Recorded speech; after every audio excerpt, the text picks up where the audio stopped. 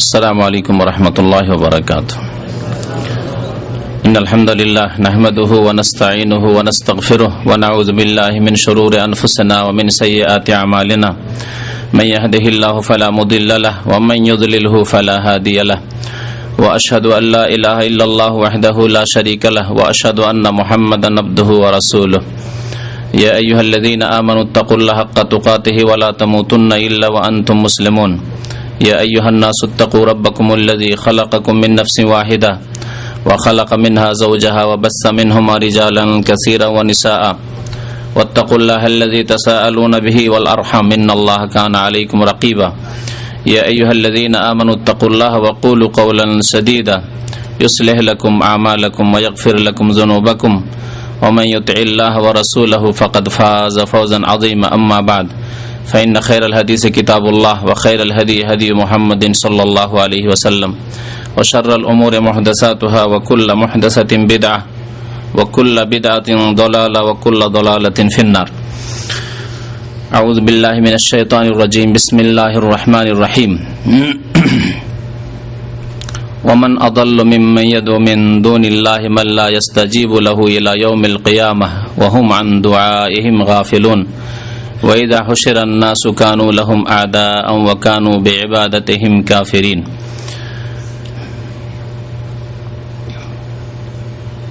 মহান আল্লাহ সমস্ত প্রশংসা যে আল্লাহ পাক রব্বুল আলামিন একমাত্র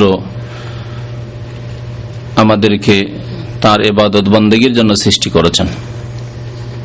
তিনি সৃষ্টিকর্তা, তিনি রিজিক দাতা, তিনি আমাদের সবকিছুর মালিক। যা কিছু আমরা পাই তার পক্ষ থেকে। তিনি হায়াতের মালিক, তিনি আমাদের মওতের মালিক, তিনি একমাত্র দাতা। সুতরাং একমাত্র তার ইবাদত বন্দেগী আমাদেরকে করতে হবে। দরুদ সালাম নাযিল হোক প্রিয় নবী মুহাম্মদ রাসূলুল্লাহ সাল্লাল্লাহু আলাইহি সাল্লামের প্রতি, যিনি একমাত্র আল্লাহ পাকের ইবাদত বন্দেগী নিজেও করেছেন এবং মানব জাতিকে এই তাওহীদ, আল্লাহর একত্ব, একমাত্র আল্লাহ পাকের ইবাদত বন্দেগীর দিকে আহ্বান করেছেন এবং আল্লাহ ছাড়া অন্যের ইবাদতের, পূজার যেসব ভ্রান্ত রাস্তা রয়েছে সেগুলি থেকে সতর্ক সাবধান করেছেন। আল্লাহুম্মা সাল্লি আলাইহি আল্লাহুম্মা বারিক আলাইহি। আল্লাহ ছাড়া অন্যের পূজার যেসব ভ্রান্ত রাস্তা রয়েছে তার একটি রাস্তা হচ্ছে কবর। কবরকে কেন্দ্র করে আল্লাহ ছাড়া অসংখ্য বাতিল মাবুদের পূজা শুরু হয়েছে। এই কবর সম্পর্কে যেসব দিক নির্দেশনা রয়েছে নবী করিম সাল্লাল্লাহু আলাইহি সাল্লামের, সেগুলি আজকে আপনাদের সামনে পেশ করব। কবরকে নিয়ে কি বাড়াবাড়ি হয়েছে, কবরকে নিয়ে কি অতিরঞ্জন হয়েছে এবং কবরকে নিয়ে যে ব্যবসাগুলি হয়েছে, নবী করিম সাল্লাল্লাহু আলাইহি সাল্লাম এসব রাস্তা থেকে খুব সুন্দর করে সতর্ক সাবধান করেছেন, যাতে কোনো রকমের অস্পষ্টতা না থাকে। আল্লাহ পাক রব্বুল আলামিন আমাদেরকে সৃষ্টি করেছেন একমাত্র তার ইবাদত বন্দেগীর জন্য। আর ইবাদত যে কি সেসবের শিক্ষাও তিনি দিয়েছেন। রাসূলুল্লাহ সাল্লাল্লাহু আলাইহি সাল্লাম কেমন করে ইবাদত করতে হবে তাও আমাদেরকে শিখিয়েছেন। ইবাদতের একটি ইবাদত হচ্ছে সাজদা করা। সাজদা করা, সিজদা এমন একটি গুরুত্বপূর্ণ ইবাদত যা নামাজের মতো অত্যন্ত গুরুত্বপূর্ণ ইবাদত। ইসলামের মূল স্তম্ভ কালেমা লা ইলাহা ইল্লাল্লাহ শাহাদাতের পরে তাতে সিজদা একটি গুরুত্বপূর্ণ ইবাদত। সিজদা না হলে নামাজ হয় না, সালাত হয় না। এই সিজদা একমাত্র আল্লাহ পাকের জন্য করতে হবে। নামাজের মধ্যে হোক, নামাজের বাইরে হোক, যে কোনো সময় হোক, সিজদা একমাত্র আল্লাহ পাকের হক। এইরকমই একটি ইবাদত হচ্ছে দোয়া। দোয়া একমাত্র আল্লাহ পাকের জন্য, আল্লাহ পাকের ইবাদত। আর দোয়া হুয়াল ইবাদাহ। সহিহ মুসলিমের হাদিসে রয়েছে, নবী করিম সাল্লাল্লাহু আলাইহি ওয়াসাল্লাম ইরশাদ করেছেন, আর দোয়া হুয়াল ইবাদাহ। দোয়াই তো হচ্ছে ইবাদত, দোয়াই ইবাদত। সেই দোয়াই যদি আল্লাহকে না দিয়ে অন্য কাউকে দিয়ে দেন, কখনো আল্লাহকে দেন, কখনো অন্য কাউকে দিয়ে দেন, অন্য কারো কাছে দোয়া করেন, অন্য কাউকে ডাকেন, আহ্বান করেন, তাহলে সে ইবাদত তো তাদেরকে দিয়ে দিলেন। আর দোয়া হুয়াল ইবাদত, দোয়াই হচ্ছে ইবাদত। সেজদা সম্পর্কে সূরা ফুসসিলাতের আয়াত নম্বর 37 আল্লাহ পাক ইরশাদ করেছেন, অমিন আয়াতিহিল লাইলু ওয়ান নাহারু ওয়াশ শামসু ওয়াল কামার। আল্লাহ পাকের বহু নিদর্শন রয়েছে পৃথিবীতে। নিদর্শনকে কোরআনে কারিমে আয়াত বলা হয়েছে। আয়াতে কাউনিয়া মানে সৃষ্টিগত আয়াত, নিদর্শন। আর আয়াতে শারঈয়া বলে কোরআনে কারিমের আয়াতকে। কোরআনে কারিমের আয়াতকেও আয়াত বলে, অমুক আয়াত, সূরা বাকারার আয়াত, অমুক সূরার আয়াত। আয়াত এগুলি হচ্ছে শারঈ আয়াত, কোরআনে কারিমের আয়াত। আর আয়াতে কাউনিয়া মানে আল্লাহ পাকের সৃষ্টিগত আয়াত, যেগুলি পৃথিবীতে আল্লাহ সৃষ্টি করেছেন তা দেখে আল্লাহকে চেনা যায়, আল্লাহকে জানা যায়, আল্লাহর একত্ব প্রমাণ করা যায়, সেগুলি হচ্ছে আল্লাহ পাকের আয়াত। এই আয়াতগুলির কয়েকটি আয়াত মানে নিদর্শন আল্লাহ পাক উল্লেখ করেছেন। অমিন আয়াতি, আল্লাহ পাকের নিদর্শন সমূহের একটি নিদর্শন হচ্ছে আল্লাইলু, রাত। রাত এসে গেল, সারা পৃথিবী অন্ধকার হয়ে গেল, কেউ সারা পৃথিবীকে আলোকিত করতে পারবে না। কি করে অন্ধকার চলে আসল? যতই আপনি দ্রুত বেগে পালাতে চেষ্টা করেন যে রাতকে আমি স্পর্শ করতে দেব না, আমাকে মানে আলোতেই থাকবো, তারপরে পেছন দিক থেকে জানো তাড়া করে গিয়ে আপনাকে তার অন্ধকার দিয়ে ঢেকে নিচ্ছে। প্লেনে চড়ে সন্ধ্যাবেলা সফর করলে এই বিষয়টি অনুভব হয় যে দিনে চড়লাম আর আবার পশ্চিম দিকে সূর্য যেদিকে যাচ্ছে সেই দিকেই তো আমি পালাচ্ছি, যাচ্ছি, তারপরে এসে আমাকে রাত একবারে এমন ঢেকে নিল, রাত হয়ে গেল রাস্তাতে। নাহার, দিন আল্লাহ পাকে একটি নিদর্শন, অশামসু, সূর্য আল্লাহ পাকে একটি নিদর্শন, ওয়াল কামার, চন্দ্র আল্লাহ পাকের নিদর্শন। এগুলি দেখে আল্লাহ পাককে জানা যায়, চেনা যায়। এগুলি কি এমনিতে সৃষ্টি হয়ে গেছে, এমনিতে তৈরি হয়ে গেছে?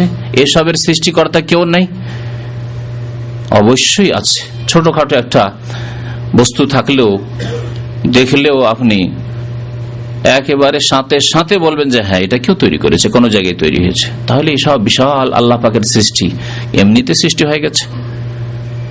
এসবের সৃষ্টিকর্তাই হচ্ছেন আল্লাহ, যিনি রব্বুল আলামিন, যিনি খালেক, যিনি রাজেক।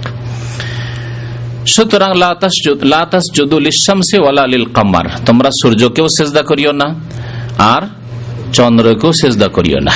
আল্লাহ পাকের এগুলি নিদর্শন, আল্লাহকে চেনার উপায়। এগুলি রব নয়, এগুলির মাধ্যমে রবকে চেনবে। ওয়াসজুদু লিল্লাহিল্লাযী খালাকাহুন্না, সেই সত্তাকে সিজদা করো যিনি এই সমস্ত বস্তুকে সৃষ্টি করেছেন।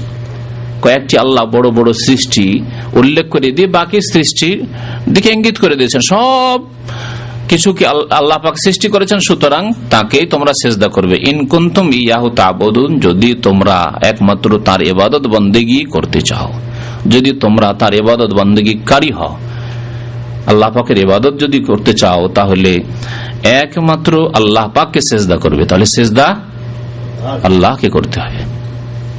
নবী করিম সাল্লাল্লাহু আলাইহি ওয়াসাল্লাম সিজদা সম্পর্কে কি বলেছেন?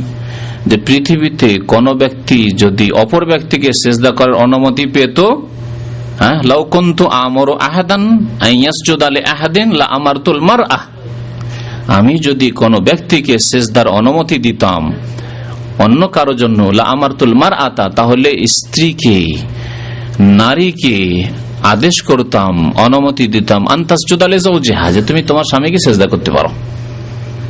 সিজদা হচ্ছে তাজিমের সিজদা, সম্মানের সিজদারও যদি অবকাশ থাকতো তাহলে স্বামীকে সিজদা করার অবকাশ থাকতো। তাহলে সিজদার কোনো ভাগ নেই, যেই ভাগ বেরেলভিরা করেছে, যেই ভাগ ভারত উপমহাদেশের কবর পূজারীরা করেছে, যে সিজদা হচ্ছে দুই প্রকার, সিজদা ইবাদত আর সিজদা তাজিমি। সিজদা ইবাদত আল্লাহর জন্য, আর সিজদা তাজিমি উলিয়ার জন্য, কবর মাজারে করা যাবে। আর এইভাবে সংসার সৃষ্টি করেছে। দেখো আদম আলাইহিস সালামকে ফেরেশতারা সিজদা করলো, আমরা করলাম তো কি হলো? আদম আলাইহিস সালামের জামানার ধর্ম কি এখন আছে? ইহুদি ধর্ম, খ্রিস্টান ধর্ম মেনে যদি জাহান্নামে যেতে হয়, নবী করিম সাল্লাল্লাহু আলাইহি সাল্লাম বলছেন যে আমার কথা শোনার পরেও যদি ইহুদি খ্রিস্টান যদি সুম্মা লা ইউমিনু, আমার প্রতি ঈমান না নিয়ে আসে, তাহলে ইল্লা কানা মিন আহলিন নার, সে জাহান্নামী হবে। নবী সাল্লাল্লাহু আলাইহি ওয়াসাল্লাম যদি একথা বলেন যে ওয়াল্লাহি, আল্লাহর কসম করে বলছেন, লাউ কানা মূসা হাইয়ান, মূসা আলাইহিস সালাম যদি এখন জীবিত থাকতেন আমার জামানায়, আমার নবুয়তের রিসালাতের জামানায়, মা ওয়াসিয়াহু ইল্লা ইত্তিবাই, তাহলে আমার অনুসরণ করা ছাড়া তার কোনো উপায় ছিল না, কোনো মুক্তি ছিল না। সুবহানাল্লাহ। তাহলে আদম আলাইহিস সালামের জামানার কথা, আদম আলাইহিস সালামকে সিজদা করেছেন ফেরেশতারা, সুতরাং আমরা যদি ওলিয়া ওলিকে সিজদা করলাম, এসব সংশয়, এগুলি শয়তানের ওহী, শয়তান কুমন্ত্রণা দিয়ে বিভ্রান্ত করেছে। তখনকার বহু মাসলা মাসাইল ছিল, সেগুলির উপরে কেন আমল করেন না এই বিদাতি কবর পূজারীরা? তখন ভাই বোনকে, আপন ভাই বোনকে বিয়ে করতো না।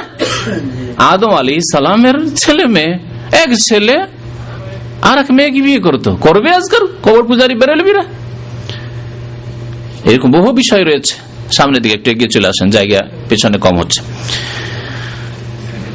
তো আল্লাহ পাকের তখন আদেশ ছিল যে উসজুদুলি আদমা, ফেরেশতা তোমরা আদমকে সিজদা করো, এইটি আল্লাহ পাকের ইবাদত ছিল, কারণ আল্লাহ পাক আদেশ করেছেন। সে আল্লাহ পাক বলছেন লা তাসজুদু লিশ-শামসি ওয়ালা লিল-কামার, সূর্য চন্দ্রকে সিজদা করবে না, ওয়াসজুদু লিল্লাহিল্লাযী খালাকাহুন্না, কোরআনুল কারীম আল্লাহ পাক বলছেন যে তোমরা এসবের সৃষ্টিকারীকে কি করো, সিজদা করো। তাহলে এটি হচ্ছে ইবাদত, যে একমাত্র আল্লাহ পাককে সিজদা করবে। দোয়াও একমাত্র আল্লাহর জন্য।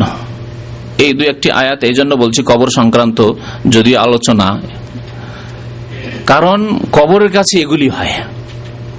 কবর মাজারকে, যেই কবরগুলিকে মাজার নাম দেওয়া হয়েছে সেগুলিকে সিজদা করা হয়, আর সেগুলিতে গিয়ে তাতে যারা রয়েছে তাদের কাছে দোয়া করা হয়, তাদেরকে ডাকা হয়, ইয়া গাউসুল আজম। সেখানে গিয়েও না, দূর থেকেও, হাজার হাজার মাইল দূর থেকেও ডাকা, ইয়া গাউসুল আজম মাদদ, আব্দুল কাদের জিলানীকে ডাকছে। ইয়া খাজা বাবা মাদদ, সুদূর বাংলাদেশ থেকে খাজা মঈনুদ্দিন চিশতিকে ডাকছে। এই ডাকা, ইয়া খাজা বাবা মাদদ, সাহায্য করো, ইয়া গাউসুল আজম মাদদ, ইয়া হাসান ইয়া হুসাইন শাইআন লিল্লাহ, ইয়া আলী শাইআন লিল্লাহ, এসব হচ্ছে দোয়া। নবী সাল্লাল্লাহু আলাইহি ওয়াসাল্লাম কি বলেছেন? আদ-দুআউ হুয়াল ইবাদত, দোয়াই হচ্ছে ইবাদত। তাহলে এরা কি করলো? এদের ইবাদত করলো,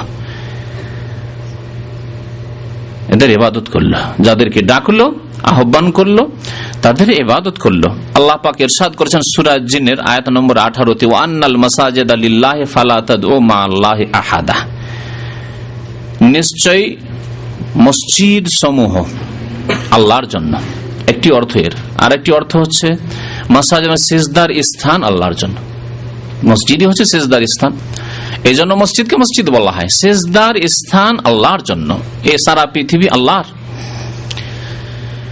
সুতরাং কাকে সিজদা করবে? ফালা তাদউ মা আল্লাহি আহাদা, আল্লাহ ছাড়া কাউকে সিজদাও করবেন, আল্লাহ ছাড়া কারো কাছে দোয়াও করবেন না। প্রথম অংশে আল্লাহ সিজদার কথা বললেন, মাসাজিদুল্লাহ আল্লাহর মসজিদ, আর ফালা তাদউ মা আল্লাহি আহাদা, যেমন সিজদার হুকুম তেমনি দোয়ার হুকুম, দোয়ার বিধান। সেজন্য আল্লাহ পাক বলছেন আল্লাহর সাথে আর কাউকে আহ্বান করবে না, কারো কাছে দোয়া করবে না। ফালা তাদউ মা আল্লাহি আহাদা। তাহলে শিরক কুফরি মানে এই নয় যে আল্লাহকে ডাকে না, শুধু গায়রুল্লাহকে ডাকছে, পীরকে ডাকছে, জিলানীকে ডাকছে, চিশতিকে ডাকছে, এটি শিরক কুফরি শুধু না, এটি তো শিরক কুফরি আছে। মা আল্লাহ, আল্লাহর সাথে মানে আল্লাহকেও ডাকছো, আর জিলানী চিশতিকেও ডাকছো, হাসান হোসেনকেও ডাকছো, এই হচ্ছে শিরক। ভাগ করে দেওয়া, কিছু আল্লাহকে দিলাম, কিছু এদেরকে দিলাম, কিছু সেজদা আল্লাহর জন্য, নামাজের সেজদা আল্লাহর জন্য, মাজারে গিয়ে ওরসের সেজদা পীর ওলির জন্য, বাবার জন্য। দোয়া মোনাজাত যখন করলাম, মসজিদে করলাম, আরাফায় করলাম, তো আল্লাহর কাছে। আর যখন কবর মাজারে ওরসে গেলাম, বা যখন বেশি বালা মুসিবতে পড়লাম, তখন পীর বাবার কাছে।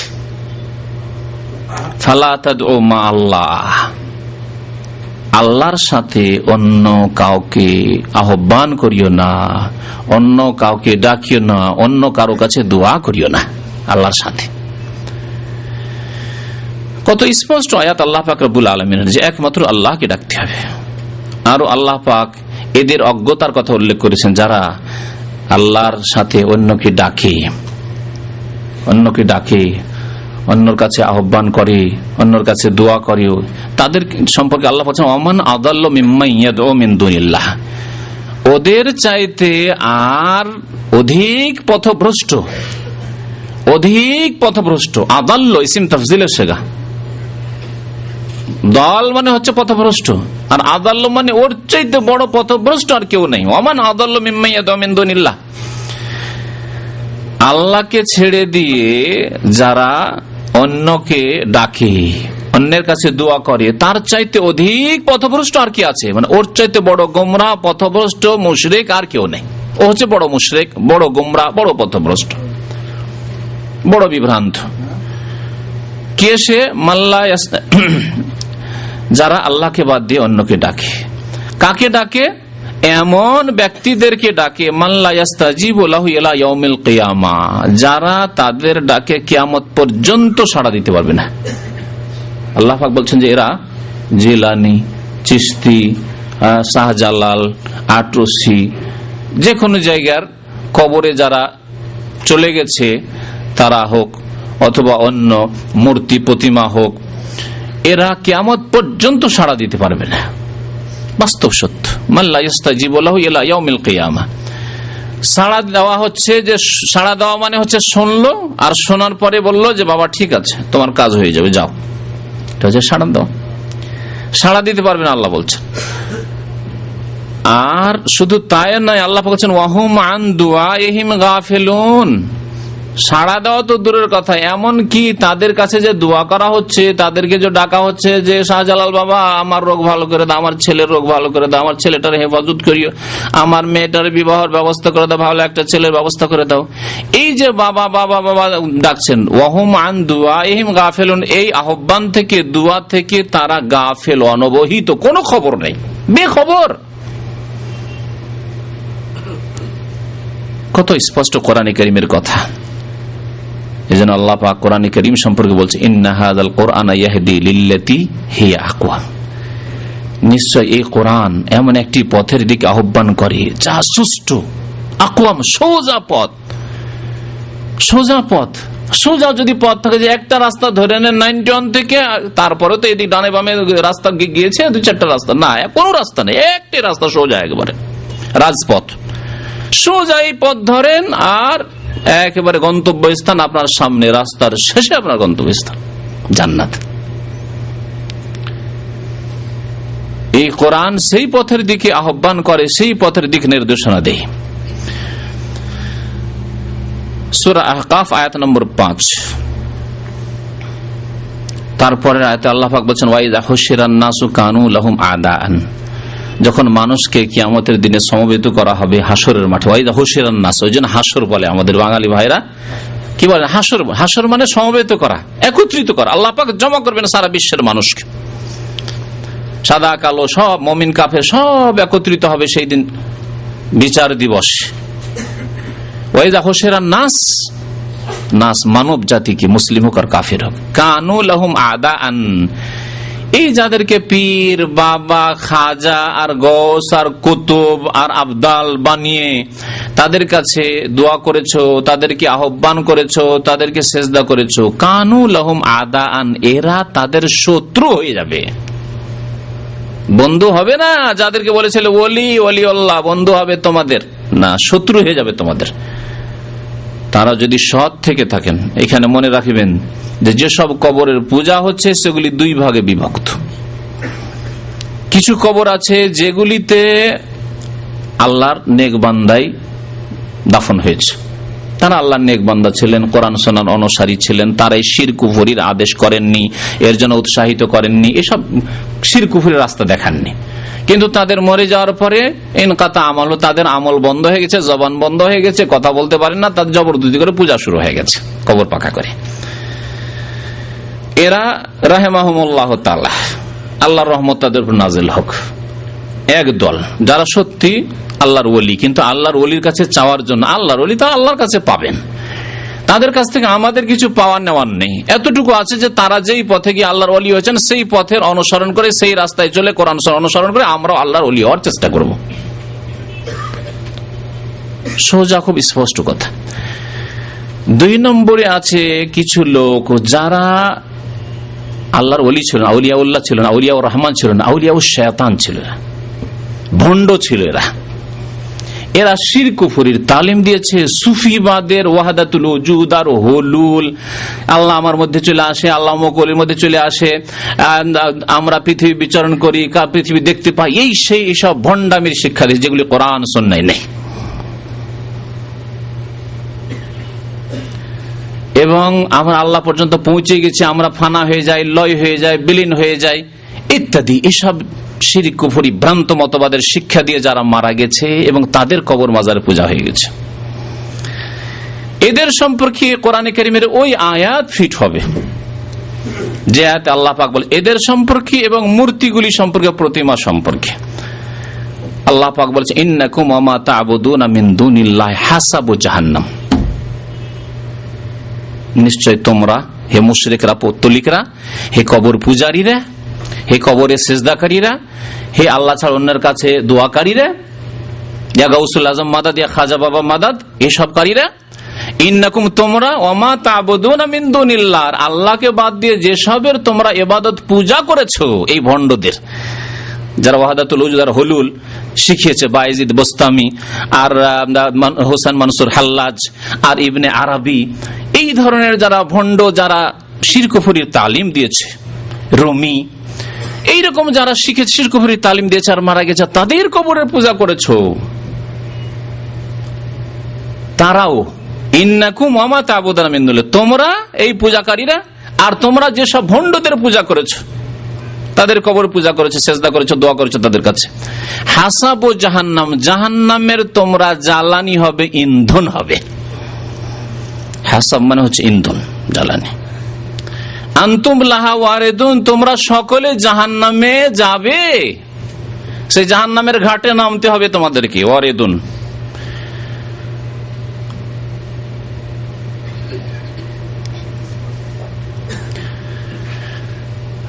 আর তৃতীয় বলা যেতে পারে, যদিও দুই ভাগ করলাম, তৃতীয় আরেক ভাগ বলা যেতে পারে, বেশ কিছু কবরকে মাজার বানানো হয়েছে, যেসব কবরে আল্লাহর ওলি নাই আর শয়তানের ওলি নাই, ভুয়া কবর, একেবারে ব্যবসার কবর, কিছুই নেই, তাতে কেউ কোনোদিন দাফন হয়নি। স্বপ্নের ধর্ম, মিথ্যা স্বপ্নের কথা ছাড়িয়ে দিয়েছে, যে আজকে রাত্রে স্বপ্নে দেখেছি আমাদের গ্রামের অমুক পাশে এক আল্লাহর ওলি শুয়ে আছে, অমুক জায়গায় আল্লাহর ওলি শুয়ে আছে, আমাকে স্বপ্ন দেখিয়েছে। কে স্বপ্ন দেখিয়েছে? রাসূলুল্লাহ স্বপ্ন দেখেছে। প্রথম কথা, হয়তো তার ব্যবসা করার ইচ্ছা ছিল, পেটের ব্যবসাতে, বিনা পুঁজির ব্যবসা খুব ফলপ্রসূ, বাংলাদেশে ভারতে কবর মাজারের ব্যবসা খুব ফলপ্রসূ ব্যবসা, সেই ব্যবসায় শুরু করেছে। অথবা সে শয়তানকে দেখেছে, কারণ শিরক কুফরির শিক্ষা আল্লাহ বা তার রাসূল দিতে পারে না। তাহলে কবর মাজারগুলিকে তিন ভাগে ভাগ করা যেতে পারে, কবর মাজারগুলিকে তিন ভাগে ভাগ করা যেতে পারে। আল্লাহর নেক বান্দা শুয়ে আছে যারা শিরক কুফরি থেকে নিষেধ করেছেন, তারা ইনশাআল্লাহ তাআলা জান্নাতি এবং নেক সৎ রহমতুল্লাহ আলাইহিম, এবং তাদের উদাহরণ ওই রকমই যেমন ঈসা আলাইহিস সালামের সাথে খ্রিস্টান জগৎ করেছে।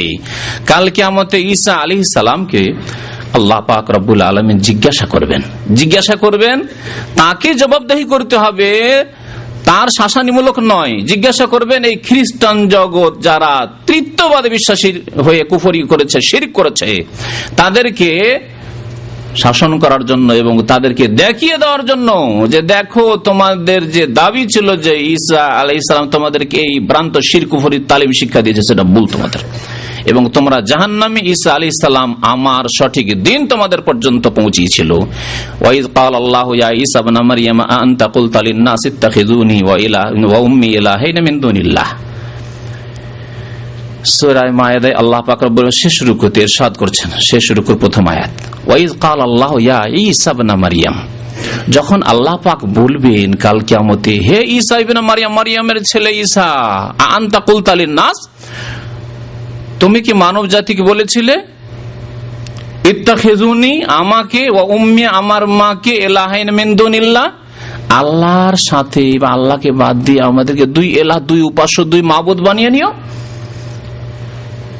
আর এই তিন খোদা, তিন এলাহ, তিন মাবুদের পূজা করিও, এ কথা তুমি শিখিয়েছিলে খ্রিস্টান জগৎকে। আল্লাহ পাক জিজ্ঞাসা করবেন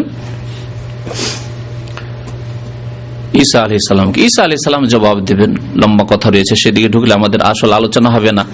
তারপরে আর কিছুটা বলি, তখন তিনি বলেন কালা সুবহানাকা, আল্লাহ তুমি পাক ও পবিত্র, তোমার পবিত্রতা ঘোষণা করি, সুবহানাল্লাহ বলি, সুবহানাকা মা ইয়াকুনু লি আন আকুলা মা লাইসা লি বিহাক, আমার পক্ষে হতেই পারে না যে এমন কথা বলবো যেটি আমার অধিকার নয়, হক নয়। আল্লাহ তোমার অধিকার, এটি উলুহিয়াত, ইবাদত, বন্দেগী, এলা মাবুদ হওয়া, এটি তোমার অধিকার একমাত্র আল্লাহ। কখন এই কথা আমি শিখাতে পারি না যে আমার পূজা করিও, আমাকে সান অফ গড বানিয়ে দিও, হ্যাঁ, ঈশ্বরের পুত্র, আল্লাহর পুত্র বানাইও, এসব কথা কখনো আমি শিখাইনি। ইন কুনতু কুলতুহু ফাকাদ আলিমতা, আল্লাহ যদি আমি বলে থাকি তুমি অবশ্যই আলিমুল গায়ব, তুমি জানো, আমি বলিনি আল্লাহ। ইন কুনতু কুলতুহু ফাকাদ আলিমতা তা'লামু মা ফি নাফসি, আল্লাহ আমার মনের কথা তুমি জানো, ওয়ালা আ'লামু মা ফি নাফসি, তোমার মনে যে তোমার ইচ্ছায় কি আছে আমাকে কেন আল্লাহ জিজ্ঞাসা করছো, আমি তো জানি না আল্লাহ। তারপরে আল্লাহ পাকের কাছে তার দরখাস্ত রয়েছে, ওয়া কুনতু আলাইহিম শাহীদাম মা দুমতু ফীহিম, আল্লাহ আমি যতদিন তাদের মাঝে ছিলাম ততদিন তো আমি সাক্ষী ছিলাম, ততদিন আমি দেখেছি। ফালাম্মা তাওয়াফাইতানি, যখন আমাকে উঠিয়ে নিয়েছো, তাওয়াফা মানে ওয়াফাত দেওয়া হয়, ইন্তেকাল হয়, তাওয়াফা মানে গ্রহণ করে নেওয়া হয়, যখন আকাশে গ্রহণ করে নিয়েছো, আমাকে উঠিয়ে নিয়েছো, কুনতা আনতার রাকিব আলিম, আল্লাহ তুমি এখন দেখাশোনার মালিক, আমি তো কিছু জানি না কি করে চড়াতা পৃথিবীতে। ওয়া আনতা আলা কুল্লি শাইইন শাহীদ মা কুলতু লাহুম ইল্লা মা আমারতানি বিহি, আল্লাহ আমি কিছুই বলিনি, একমাত্র সেই কথাই তাদেরকে বলেছি যার তুমি আদেশ করেছিলে, আনে আবুদুল্লাহ রাব্বি ওয়া রাব্বাকুম, যে তোমরা একমাত্র আল্লাহ পাকের ইবাদত বন্দেগী করবে, যিনি আমার রব, ঈসা আলাইহিস সালাম বলছেন, ওয়া রাব্বাকুম, তোমাদের রব, আনে আবুদুল্লাহ রাব্বি ওয়া রাব্বাকুম। وكنت عليهم شهيدا ما دمت فيهم فلما توفيتني كنت رقيب عليهم وانت على كل شيء شهيد। তারপরে দোয়া করছে ইন তুআযিবহুম ফাইন্নাহু ইবাদুক, আল্লাহ তাদেরকে যদি শাস্তি দাও তো তোমারই বান্দা, তোমারই বান্দা।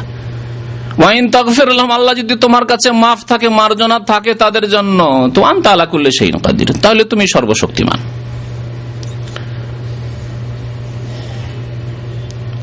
এই হচ্ছে ঈসা আলাইহিস সালামের সাথে আল্লাহ পাকের কথা হাসরের মাঠে বিচার দিবসে। আল্লাহ পাক রব্বুল আলামিন কোরআনে আয়াতেও বলেছেন যে ওই যে আয়াতের কথা বললাম যে তোমরা এবং তোমরা যেসবের পূজা করেছো তারা জাহান্নামের ইন্ধন হবে, তারপরের আয়াতে রয়েছে ইন্নাল্লাযীনা সাবাকাত লাহুম মিনাল হুসনা উলাইকা আনহা মুবআদুন, যাদের জন্য আল্লাহ পাকের পক্ষ থেকে জান্নাতের ঘোষণা হয়ে গেছে আগে থেকে, সাবাকাত লাহুম মিনাল হুসনা, হুসনা জান্নাত, যে তারা সৎকর্মশীল ছিল এবং তারা জান্নাতি, এর কথা হয়, অর্থাৎ আল্লাহর নেক বান্দা। ঈসা আলাইহিস সালাম যদি তার পূজা করা হয়েছে, আল্লাহর নেক বান্দা, আল্লাহর ওলি যারা, তারা শিরক কুফরির আদেশ দেননি, কোরআন সুন্নাহর প্রচার করেছেন কিন্তু তাদের পূজা করেছে, তাদের কবর পাকা করেছে এরা, উলাইকা আনহা মুবআদুন, এদেরকে জাহান্নাম থেকে দূরে রাখা হবে, এরা জাহান্নামের ইন্ধন হবে না। তাহলে যে ভাগ করলাম, কবরে যারা চলে গেছে এবং সেসব কবরে পূজা হচ্ছে মাজার বানিয়ে দিয়ে, সেসবের প্রথম শ্রেণী যারা, তাদের সম্পর্কে আল্লাহ বলছেন উলাইকা আনহা মুবআদুন, তারা জাহান্নাম থেকে দূরে থাকবে, কারণ তারা সৎকর্মশীল ছিলেন এবং তারা কোরআন সুন্নাহর অনুসারী ছিলেন, তারা সঠিক রাস্তা দেখিয়েছেন, বিভ্রান্ত মানুষকে করেননি।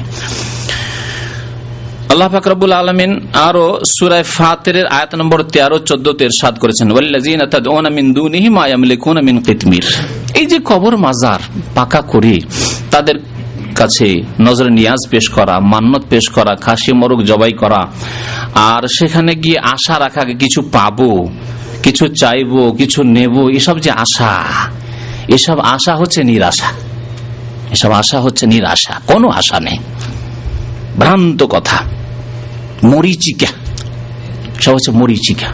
মরিচিকা বুঝেন?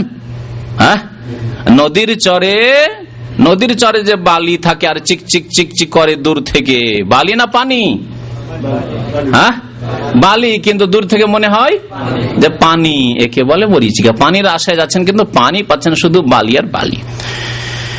আল্লাহ পাকের ইরশাদ করেছেন ওয়াল্লাযিনা তাদউনা মিন দুনিহি মা ইয়ামলিকুনা মিন কিতমির, আল্লাহকে বাদ দিয়ে যাদেরকে তোমরা ডাকছো, যাদের কাছে দোয়া করছো, তারা কিতমিরেরও মালিক না। তোমার রোগ ভালো করা তো দূরের কথা, তোমার ছেলের হেফাজত করা, মেয়ের হেফাজত করা তো দূরের কথা, তোমার মনের কামনা বাসনা পূরণ করা তো দূরের কথা, তোমার হায়াত বাড়িয়ে দেওয়া, সুখ দেওয়া, দুঃখ দূর করে দেওয়া, এসব তো দূরের কথা। মা ইয়ামলিকুনা মিন কিতমির, কিতমিরেরও মালিক না। কিতমির কাকে বলে? আরবি ভাষায় কিতমির বলে খেজুর। খুলেন, হ্যাঁ। তারপর আটি আছে, হ্যাঁ। আটির ওপরে চিকন রসুনের চোকার চাইতেও একেবারে চিকন আছে না একটা সাদা আবরণ, ওকে বলে কিতমির।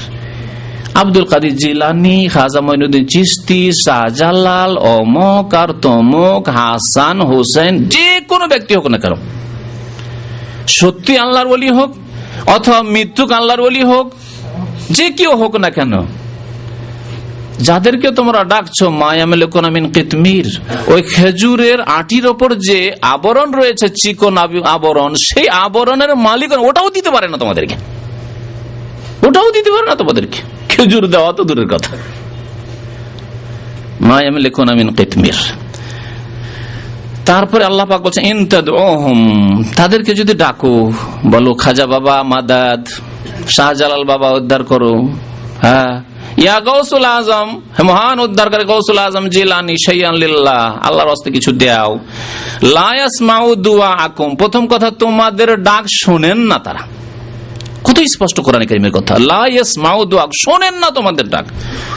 ওয়ালাউ সামেও, যদি সামান্য কিছু সময়ের জন্য ধরেই নিলাম, আমরা সাপোজ ধরি না, ধরেই নিলাম, আসলে মানি না কিন্তু ধরেই নিলাম, মনে করো, ওয়ালাউ সামে যদি শোনেও, মাস্তাজাবু লাকুম, তোমাদের ডাকের জবাব দিতে পারবে না, ডাকে সাড়া দিতে পারবে না। ওয়া ইয়াউমাল কিয়ামাতি ইয়াকফুরুনা বিশিরকিকুম, এবং কিয়ামতের দিনে বিচার দিবসে আল্লাহর দরবারে হাজির হয়ে তোমাদের শিরককে অস্বীকার করবে, যে আমরা বলিনি আল্লাহ। যেমন ঈসা আলাইহিস সালাম অস্বীকার করবেন, তেমন এই সৎ আল্লাহর বান্দা, আল্লাহর ওলি যারা, তারা অস্বীকার করবেন। ওয়ালা ইউনাব্বিউকা মিসলু খাবীর, আল্লাহ পাক যিনি সূক্ষ্ম খবর রাখেন, তার মতো তোমাদেরকে সঠিক কথা আর কেউ বলতে পারে না। আল্লাহ স্বয়ং তোমাদেরকে বলছেন যে খবরদার তাদেরকে ডাকিও না। ওয়ালা ইউনাব্বিউকা মিসলু খাবীর, আল্লাহ বলছেন যে এই করো, আর তোমরা মাজার নিয়ে ব্যস্ত, কবর নিয়ে ব্যস্ত। কবর সম্পর্কে যেসব কাজ হয় তার একটি হচ্ছে কবরগুলিকে পাকা করা বা সেজদার স্থানে পরিণত করা। এটা বিভিন্ন রকম ভাবে হয়ে থাকে। এক হচ্ছে, প্রথম যেটা শুরু হয়েছে, আল্লাহর নেক বান্দা, বিশিষ্ট ব্যক্তি, আলেমে দ্বীন, হ্যাঁ, বুজুর্গ মানুষ ছিলেন, পীর ছিলেন, সুতরাং মসজিদের এক সাইডে কবর দাও। ভারত উপমহাদেশে বা যেসব দেশেই কবর মাজার পূজা শুরু হয়েছে, তার প্রথম সূত্রপাত হয়েছে এইভাবে, মসজিদে কবর দেওয়া। মসজিদ আগে থেকে ছিল, মসজিদের বারান্দায় কবর দিয়ে দিল, মসজিদের এক সাইডে কবর দিল। কিছুদিন পরে মসজিদটা বড় করতে হইলো, দিল, বড় করে চারিদিকে নামাজ হচ্ছে, মধ্যখানে কবর, পিছনে কবরকে সামনে করে নামাজ হচ্ছে। আছে না মসজিদ? বহু মসজিদ এইরকম, বহু মসজিদ আছে এরকম হয়েছে। এর উল্টো একটা হয়েছে, কবর আগে হয়ে গেছে, এত বুজুর্গ লোক, এত আল্লাহওয়ালা লোক, সুতরাং কি করতে হবে? মসজিদ বানিয়ে দিয়ে ওপর নামাজও পড়বো, তাহলে জিয়ারতের জন্য সেজে প্রস্তুতি নিয়ে আসতে হবে না, 5 ওয়াক্ত জিয়ারত হইতেই থাকবে। দেখবেন অধিকাংশ, বরং সবগুলি বিদাতের ক্ষেত্রে একটি সৎ উদ্দেশ্য অবশ্যই কাজ করেছে, কিন্তু সৎ উদ্দেশ্য হলেও যেহেতু কোরআন হাদিস বিরোধী, সেই জন্য হয় বিদাত, কমের পক্ষে না হলে শিরক। বিদাত কোনদিনই চুরি ডাকাতির মতো খারাপ নিয়তে করা হয়নি, কিন্তু চুরি ডাকাতির চাইতে খারাপ কাজ করেছে বিদাত করে। আল্লাহর ওলিরা, এদের জিয়ারত করা উচিত। বড় বিয়াদবি হচ্ছে যে মাসকে মাস আমরা সেখানে তাদের কবরের কাছে যেতে পারি না, এত এক কাজ করি, ওই মসজিদ বানিয়ে দিই ওর উপরে, তাহলে মসজিদে 5 ওয়াক্ত মুসল্লিরা আসতেই থাকবে, জিয়ারত হইতেই থাকবে। কবর আগে থেকে ছিল, মসজিদ বানিয়েছে কবরের ওপর, অথবা মসজিদ আগে থেকে ছিল, মসজিদের মধ্যে কবর দিয়ে দিচ্ছে। কাজী নজরুল ইসলাম কবি, আর আমার এই সমালোচনার মানে এই নয় যে শ্রদ্ধা নেই, আপন জায়গায় কবি হিসাবে তার শ্রদ্ধা আছে, কিন্তু তারা আকীদার ইতিম ছিলেন, সঠিক ইসলাম সম্পর্কে তাদের কোনো জ্ঞান ছিল না। তার একটি গীতি, নজরুল গীতি বলে একটি গীতির বই আছে, অনেক কাল আগে পড়েছিলাম। মসজিদের পাশে আমার কবর দিও ভাই, মুয়াজ্জিনের আজান যেন আমি শুনতে পাই। মুয়াজ্জিনের আজান যেন আমি শুনতে পাই। প্রথম কথা, মুয়াজ্জিন আজান তুমি শুনবে কি করে, কোথায় আছে কথা? আর ধরেই নিলাম শুনলে ফায়দাই কি আছে তোমার? কবরে যাওয়ার পরে তোমার আকীদা আমল ফায়দা দেবে, ঈমান, অন্তরের বিশ্বাস আর কাজ কর্ম, ভালো কথা, জিকির, আজকার, তাসবিহ, তাহলিল, ফরজ, নফল, সুন্নত, মুস্তাহাব, ইবাদত, বন্দেগী কাজ দেবে। মানুষের সাথে সদাচরণ, মাতা পিতার সাথে সদ্ব্যবহার, ছেলে মেয়ে স্ত্রীর সাথে সদ্ব্যবহার, মানব জাতির সাথে ভালো আচরণ, এইগুলি কাজে আসবে, আমল কাজে আসবে। কবরের জীবন, পরলৌকিক জীবনে না কোনো কিছু শোনা কাজে আসবে, না কোনো সোর্স কাজে আসবে, ব্যাকিং কাজে আসবে, ওইসব কাজে আসবে না। কাজে আসবে সঠিক বিশ্বাস, বিশুদ্ধ আকীদা আর আমলে সলেহ, নেক আমল। দোয়া করেছে আল্লাহ পাক হিদায়াত করে যাদের আকীদার ইয়তিম, ও আর আকীদার। তো যাই হোক, কি বলছিলাম, তারপরে অন্যদিকে চলেছে, প্রশ্নগুলি একটু পরেই করি বা এগুলি আর কি নোট। কি বলছিলাম, কবরবাসী আজান শুনবে, এসব ভ্রান্ত আকীদা। আমি দীর্ঘদিন আগে, মদিনা আসার আগে, এক মাদ্রাসার শিক্ষক ছিলাম। তোর পাশে এক মন্ত্রীর বাড়ি, মুসলিম মন্ত্রী, আমাদের পশ্চিমবঙ্গের, আমাদের এলাকা থেকে জিতর খুব প্রভাবশালী মন্ত্রী, একজন গোটা ভারতের রেল মন্ত্রী থেকেছে, অনেকে জানেন। হ্যাঁ, এ গনি খান চৌধুরী, মানে আবুল বরকাত আতাউর রহমান গনি খান চৌধুরী, এত বড় নাম, মানে বাঙালি নাম, সত্যি বাঙালি নাম। তো এই চৌধুরী সাহেবের বাড়ি প্রায় তো উনি থাকতেন না, কিন্তু অন্য হারেসরা থাকতো, সিকিউরিটি থাকতো। পাশে একটি মসজিদ আছে, ওই মসজিদের বারান্দায় পাশে ওর বাবার আবুল হায়াত চৌধুরীর কবর দিয়েছে। মসজিদের মুয়াজ্জিন হচ্ছে বেরলভী, কবর পূজারী। একদিন মসজিদের মুয়াজ্জিনের সাথে ঘুরতে ফিরতে গিয়েছি, ওখানে দেখা সাক্ষাৎ, গল্প স্বল্প হইলো। আজান দিয়ে দেখি মুয়াজ্জিন টান দিয়েছে। নামাজ পড়াপড়ি নাই, ডিউটি হচ্ছে আজান দেওয়া। মজার কথা, আজান দিয়ে টান দিয়েছে। জিজ্ঞাসা করলাম, আমরা নামাজ পড়বো মসজিদে গিয়ে, যেহেতু ওখানে মাগরিব হয়ে গেছে। মুয়াজ্জিন সাহেবকে জিজ্ঞাসা, মসজিদের বাইরে চলে যাচ্ছে। মুয়াজ্জিন সাহেব কোথায় যাচ্ছেন? বলছে, আমার ডিউটি হচ্ছে আজান দেওয়া, আমার ডিউটি হচ্ছে আজান দেওয়া। কারণ মন্ত্রী সাহেব বলেছেন, মন্ত্রী সাহেব সেদিন বাড়িতে ছিলেন, মন্ত্রী সাহেব বলেছেন, প্রভাবশালী মন্ত্রী, এবং মুসলিম জাতির অনেক ফায়দা, অনেক মুসলিম তার মাধ্যমে চাকরি পেয়েছে, রেলে, বিভিন্ন ডিপার্টমেন্টে, তার আগে বিদ্যুতে ছিলেন তিনি। যাই হোক, তো কিন্তু আকীদা, ভ্রান্ত আকীদা। মন্ত্রী সাহেবের অর্ডার যে 5 ওয়াক্ত টাইম টু টাইম আজান হইতে হবে, কারণ আমার আব্বা ওখানে শুয়ে আছে, যতক্ষণ আমার আব্বা আজানটা 5 ওয়াক্ত শুনতে পায়। বুঝলেন? তাহলে আমাদের বিদ্যার উৎস হচ্ছে নজরুল গীতি, কোরআন সুন্নাহ নয়। মন্ত্রী সাহেবের বিদ্যার উৎস হচ্ছে নজরুল গীতি। মসজিদের পাশে আমার কবর দিও ভাই, মুয়াজ্জিনের আজান যেন আমি শুনতে পাই, কোরআন সুন্নাহ নয়।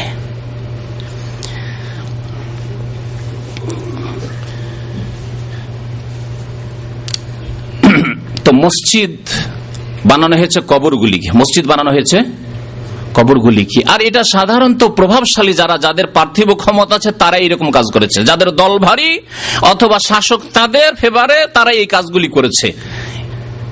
এর প্রমাণ কোরআনে কারিমে রয়েছে। কোরআনে কারিমের যে আসহাবে কাহাফ, ওই যে গুহায় যারা যে যুবকগুলি চলে গেছিল নিজের ইমানের হেফাজতের জন্য, তাদের ঘটনা আল্লাহ পাক সূরা কাহাফে বর্ণনা করেছেন। তারা যখন ওই গুহায় মারা গেল, কালাল্লাযিনা গালাবু আলা আমরিহিম, তারপরে যে মুসলিম সেই যুগের মুমিন শাসকরা আসলে কিন্তু তারা বিদাতি, বিকৃত ধর্মে বিশ্বাসী, ভ্রান্ত ধর্মে বিশ্বাসী, আর তারা হচ্ছে প্রভাবশালী। আল্লাহ পাক কি বলছেন তাদের সম্পর্কে?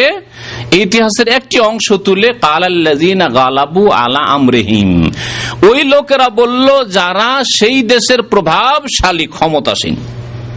আমাদের ক্ষমতা আছে, যা ইচ্ছা তাই করবো, যেখানে ইচ্ছা মসজিদ করবো, যেখানে ইচ্ছা মাজার তৈরি করবো, যেখানে ইচ্ছা যা তৈরি করি, ক্ষমতাশীল।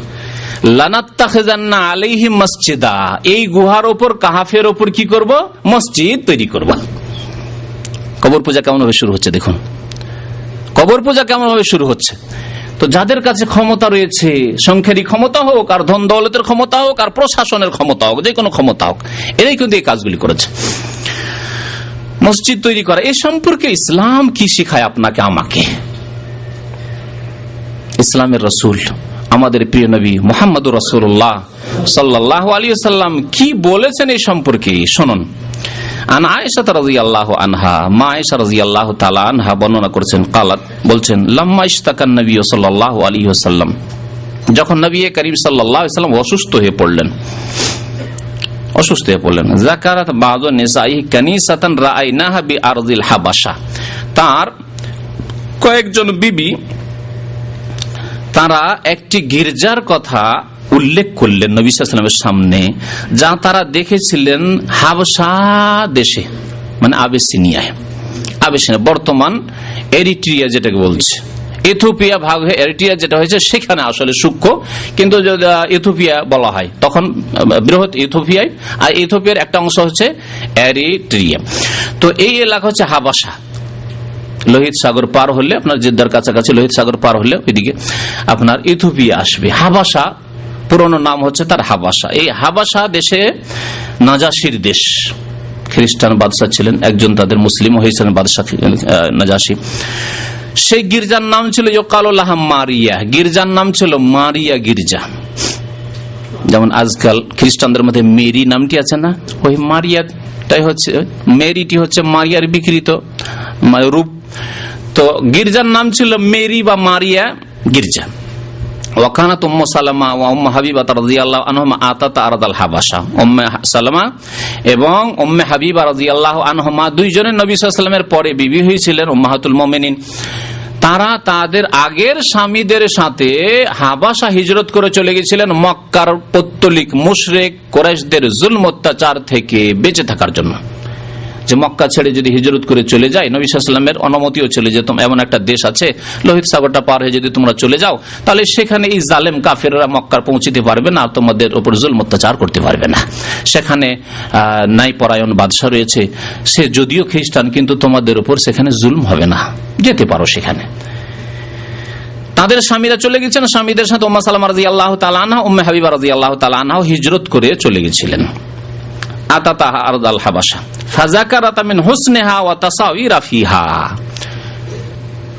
পরে নবী সাল্লাল্লাহু আলাইহি ওয়াসাল্লাম স্বামী হলেন, স্বামীর সামনে এই গল্প করছেন আর বলছেন, এত সুন্দর গির্জা, খুব সুন্দর গির্জা, আর ওয়া তাসাওয়ির, সুন্দর সুন্দর ছবি অঙ্কিত রয়েছে, গির্জার মধ্যে সুন্দর সুন্দর ছবি আঁকা রয়েছে। ফারাফারাস, অসুস্থ অবস্থায় নবী করিম সাল্লাল্লাহু আলাইহি ওয়াসাল্লাম মাথাটা একটু উঠালেন। ফাকালা, বললেন, উলাইকা, এরাই, ইযা মাতা মিনহুম রাজুলুস সালিহ, কোন নেক ব্যক্তি, সৎ ব্যক্তি, আল্লাহর ওলি ব্যক্তি যদি মারা যেত তাদের, বানাও আলা কবরিহি মসজিদান, তাহলে তার কবরের উপর তারা মসজিদ নির্মাণ করত।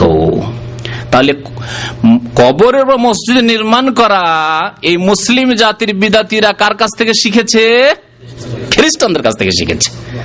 যেমন মিলাদ করা, জন্মবার্ষিকী পালন করা কার কাছ থেকে শিখেছে? মিশরের খ্রিস্টান কিপ্টিদের কাছ থেকে শিখেছে। ইতিহাস প্রমাণ করে। যখন ফাতেমি নাম দিয়েছে ওই শাসকদের, কিন্তু তারা ফাতেমা রাদিয়াল্লাহু তাআলার সাথে তাদের কোনো সম্পর্ক নাই, দূরেরও। এরা ছিল রাফেজি শিয়া আর কি কর্মকর্তা। তারা মিশরে যখন তারা শাসক হলো, তখন সেখানে তারা প্রথম মিলাদ, জন্মবার্ষিকী শুরু করলো নবী সাল্লাল্লাহু আলাইহি ওয়াসাল্লামের। কি দেখে? বলছে খ্রিস্টান, মিশরের খ্রিস্টানরা 25শে ডিসেম্বরে ঈসা আলাইহিস সালামের যদি জন্মবার্ষিকী পালন করে, আমরা মুহাম্মদুর রাসূলুল্লাহ সাল্লাল্লাহু আলাইহি ওয়াসাল্লামের কেন জন্মবার্ষিকী পালন করব না? আমরাও করব। তোরা করতে পারিস, আমরা করতে পারবো না? আমরাও করব। দেখলেন শিক্ষা কোথা থেকে? তেমনি কবরের ওপর মসজিদ তৈরি করা শিক্ষা কোথা থেকে আসলো? হাবাসার খ্রিস্টানরা করতো এরকম, যারা ছিল তখনকার শাসক। নবী সাল্লাল্লাহু কি বললেন? যে যখন সৎ লোক মারা যেত, বানাও আলা কবরিহি মসজিদান, কবরের উপর মসজিদ তৈরি করতো, সেখানে তারা সিজদা করতো, নামাজ পড়তো, ইবাদত বন্দি করতো। সুম্মা সাওয়ারু ফিহি তিলকা সুওয়ার, তারপরে যেই লোকগুলি মারা গেছে, যে কবরগুলি আছে, কবরে চলে গেছে, ওরা দেখতে পাচ্ছে না, ওদের কাল্পনিক ছবি দেয়ালে এঁকে নিত, যাতে করে ছবিগুলি দেখতে পায় যে এই যে ছবিগুলি দেখছো না, এরা এই কবরে দাফন আছে, এরা সব আল্লাহর ওলি। দুটি কাজ করতো। তাহলে দুই শিরক একত্রিত হয়েছিল তাদের মধ্যে। এক হচ্ছে শিরকুল কবর, কবরের পূজা, কবর মসজিদ তৈরি করে, আর এক হচ্ছে শিরকুত তাসাবির, প্রতিমা পুতুল পূজা, ছবি অঙ্কনের মাধ্যমে। পৃথিবীতে যে শিরক শুরু হয়েছে, এই দুই রকমের শিরক শুরু হয়েছে, আর পৃথিবীতে আজ পর্যন্ত এই দুই রকমের শিরক চলতে আছে। পৌত্তলিকদের কাছে রয়েছে পুতুলের পূজা, প্রতিমার পূজা, আর কবর পূজারীদের কাছে রয়েছে কবর পূজা, মাজার পূজা। এই দুই রকমের পূজা চলছে। আর এই দুইটি পূজা এসছে কোত্থেকে দেখছেন? খ্রিস্টানদের কাছ থেকে, বিজাতি আগের জাতিদের কাছ থেকে। এদের সম্পর্কে নবী করিম সাল্লাল্লাহু আলাইহি ওয়াসাল্লাম কি বললেন? প্রশংসা, ভালো কাজ করেছে, যাক চলবে। বলছেন উলাইকা শিরারুল খালকি ইনদাল্লাহি তাবারাকা ওয়া তাআলা, এরাই হচ্ছে আল্লাহ পাকের নিকটে শিরারুল খালক, সৃষ্টির সর্বনিকৃষ্ট। শাররের জামা হচ্ছে শিরার, শিরারুল খালক শার, সৃষ্টির নিকৃষ্ট এরা, যারা কি করেছে? শিরকের দ্বার খুলেছে, ছবি অঙ্কন করে এই পূজার মাধ্যমে, আর এই কবর মাজার তৈরি করে তারপরে মসজিদ বানিয়ে। তাহলে কবর এর ওপর মসজিদ তৈরি করা, সেজদার স্থানে পরিণত করা, এর পরিণাম হচ্ছে শিরারুল খালক হওয়া, সৃষ্টির মধ্যে সবচেয়ে নিকৃষ্ট। সৃষ্টির নিকৃষ্ট চিন্তা করুন তো দেখি, সৃষ্টির নিকৃষ্ট কি বলবেন? পায়খানার কীট, সব সময় নাপাকিতে থাকে। আরে কুকুরে নাপাকি খেলে সবসময় নাপাকিতে ডুবে থাকে না, শুকুরে নাপাকি খেলে সবসময় নাপাকিতে ডুবে থাকে না, কিন্তু পায়খানার যে পোকাগুলি রয়েছে কলকল করে, এগুলি সব সময় নাপাকিতে থাকে। শিরারুল খালক, তার চাইতে নিকৃষ্ট যারা আল্লাহ ছাড়া অন্যের পূজা করে, আল্লাহ সৃষ্টি করলেন অন্যকে সেজদা করে, যারা কবর মাজার তৈরি করেছে, যারা প্রতিমা পুতুল তৈরি করেছে আর তার পূজা করেছে, উলাইকা শিরারুল খালকি ইনদাল্লাহি। সহিহ বুখারীর হাদিস। সহিহ বুখারীতে এই হাদিসটি 3 জায়গায় রয়েছে, 427 নম্বর, 434 নম্বর, 3873 নম্বর।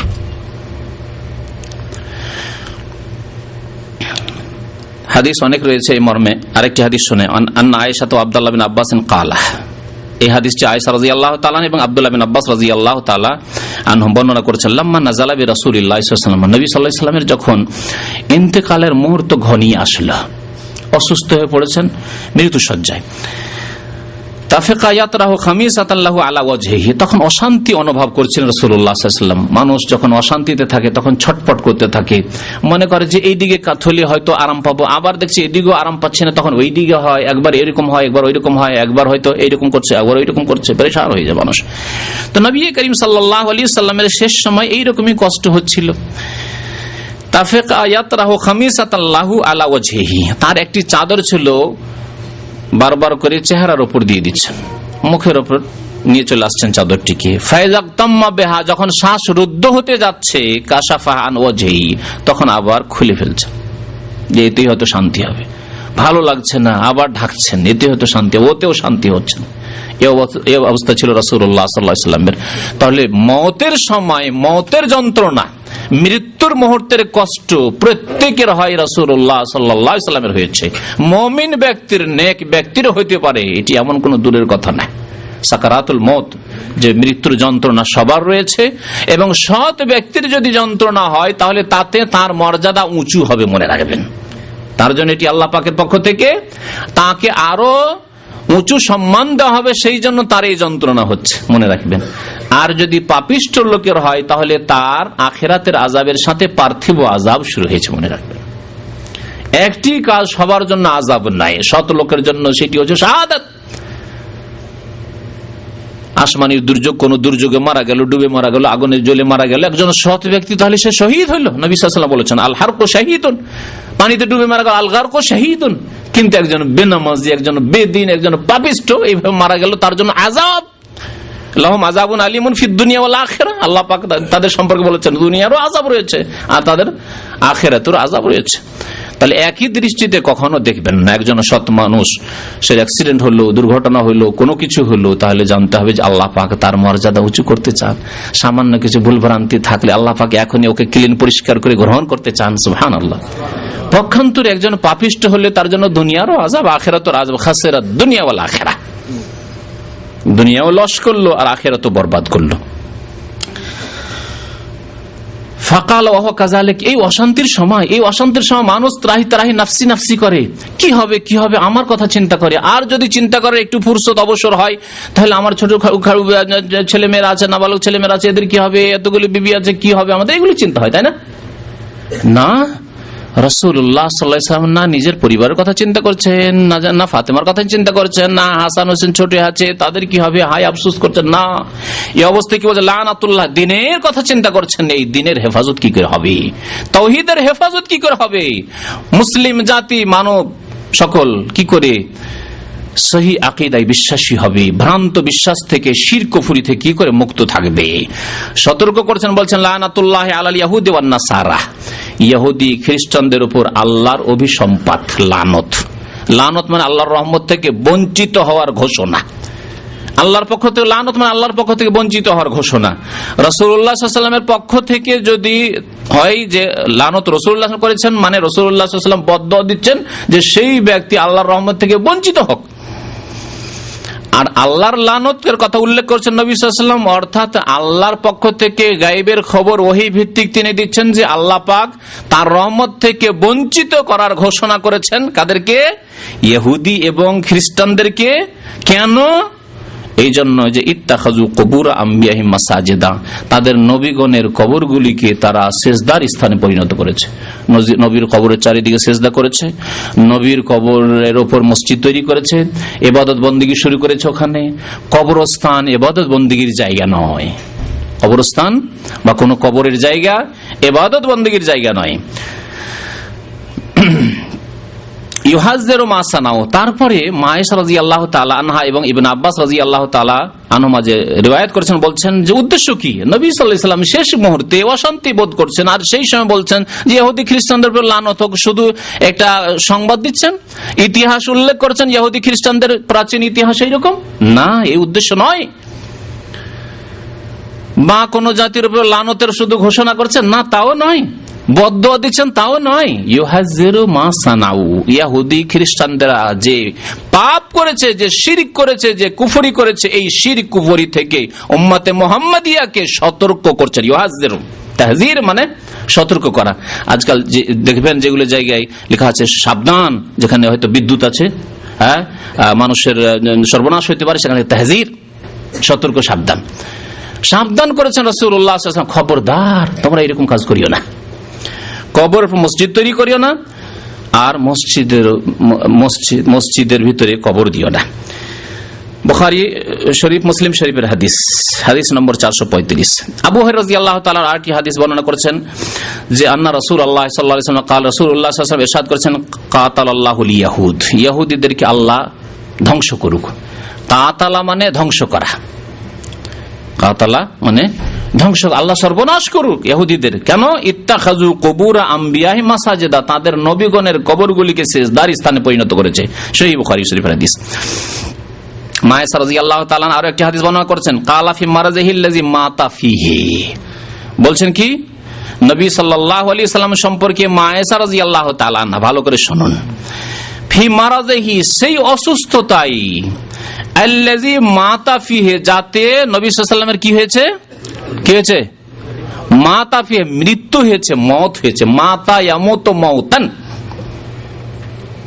বিদআতি মৌলভী সাহেবদেরকে বিশেষ করে আমি সম্বোধন করছি যে আল্লাহর নবী সাল্লাল্লাহু আলাইহি ওয়াসাল্লামের সম্পর্কে মা আয়েশা কি বলছেন, মাতা ফিহি, আর এই বিদআতিরা বলছে না, নবী সাল্লাল্লাহু আলাইহি ওয়াসাল্লাম হায়াতে রয়েছেন। কি বলবেন বলুন? মা আয়েশা রাদিয়াল্লাহু তাআলা আনহা সহিহ আকীদা জানতেন না, এই বিদআতিরা সহিহ আকীদা 1400 বছর পরে জানলো। নবী সাল্লাল্লাহু আলাইহি ওয়াসাল্লাম জীবিত আছেন, মরেননি, মরা বলা বেয়াদবি, নবী সাল্লাল্লাহু আলাইহি ওয়াসাল্লাম ইন্তেকাল হয়েছে বেয়াদবি বলা, নবী সাল্লাল্লাহু আলাইহি ওয়াসাল্লাম ওয়াফাত হয়েছে বেয়াদবি বলা, এই বেয়াদবি মা আয়েশা করছেন না সহিহ আকীদা আমাদেরকে শিখিয়েছেন? বলুন, যদি কোন ব্যক্তি সাহাবায়ে কেরামরা যে বিশ্বাস রাখতেন সেই বিশ্বাসের অন্য বিশ্বাস রাখে না, ওই বিশ্বাস রাখি না, মা আয়েশা যে বিশ্বাস রাখে ওই বিশ্বাস আমি রাখি না, সে মুসলিম থাকবে? একমত ইনশাআল্লাহ তাআলা। কারণ আল্লাহ পাক কোরআনে কারীমে বলেছেন, ফাইন আমানু বিমিসলি মা আমানতুম বিহি, সূরা বাকারায় আল্লাহ পাক ইরশাদ করেছেন, তারা যদি ঈমান নিয়ে আসে, মানে পরবর্তী লোকেরা আমাদের সম্পর্কে আল্লাহ বলছেন, সাহাবাই কেরামের পরের জামানা সম্পর্কে বলা হচ্ছে, তাবেঈনদের থেকে শুরু করে কিয়ামত পর্যন্ত যত মানুষ আসবে, তারা যদি ঈমান নিয়ে আসে বেমিসলে মা আমানতুম বিহি, তোমরা যেমন ঈমান নিয়ে এসেছো হে রাসূলুল মুহাম্মদ সাল্লাল্লাহু আলাইহি ওয়াসাল্লাম, হে আবু বকর ওমর, হে সাহাবাই কেরাম, তোমরা যেমন ঈমান নিয়ে এসেছো ওই রকম যদি তারা ঈমান নিয়ে আসে ফাকাদ ইহতাদাউ, তাহলে হিদায়াত পাবে।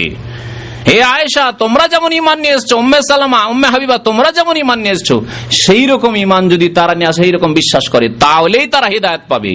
ওয়াইন তাওয়াল্লাউ, আর তারা যদি বলে না না মা আয়েশা মাতা বললে কি হবে, নবী মরেননি, নবীর ইন্তেকাল হয়নি, তাহলে ওয়াইন তাওয়াল্লাউ ফাইন্নামা হুম ফি শিকাক, তাহলে তারা বিক্ষিপ্ত হয়ে গেছে, তাদের অন্তরে শিকাক ফাটল রয়েছে, কোরআন সুন্নাহর সাথে মজবুত হয়ে নাই, তার অটুট নয়, শিকাক বিক্ষিপ্ত বিচ্ছিন্ন হয়ে রয়েছে।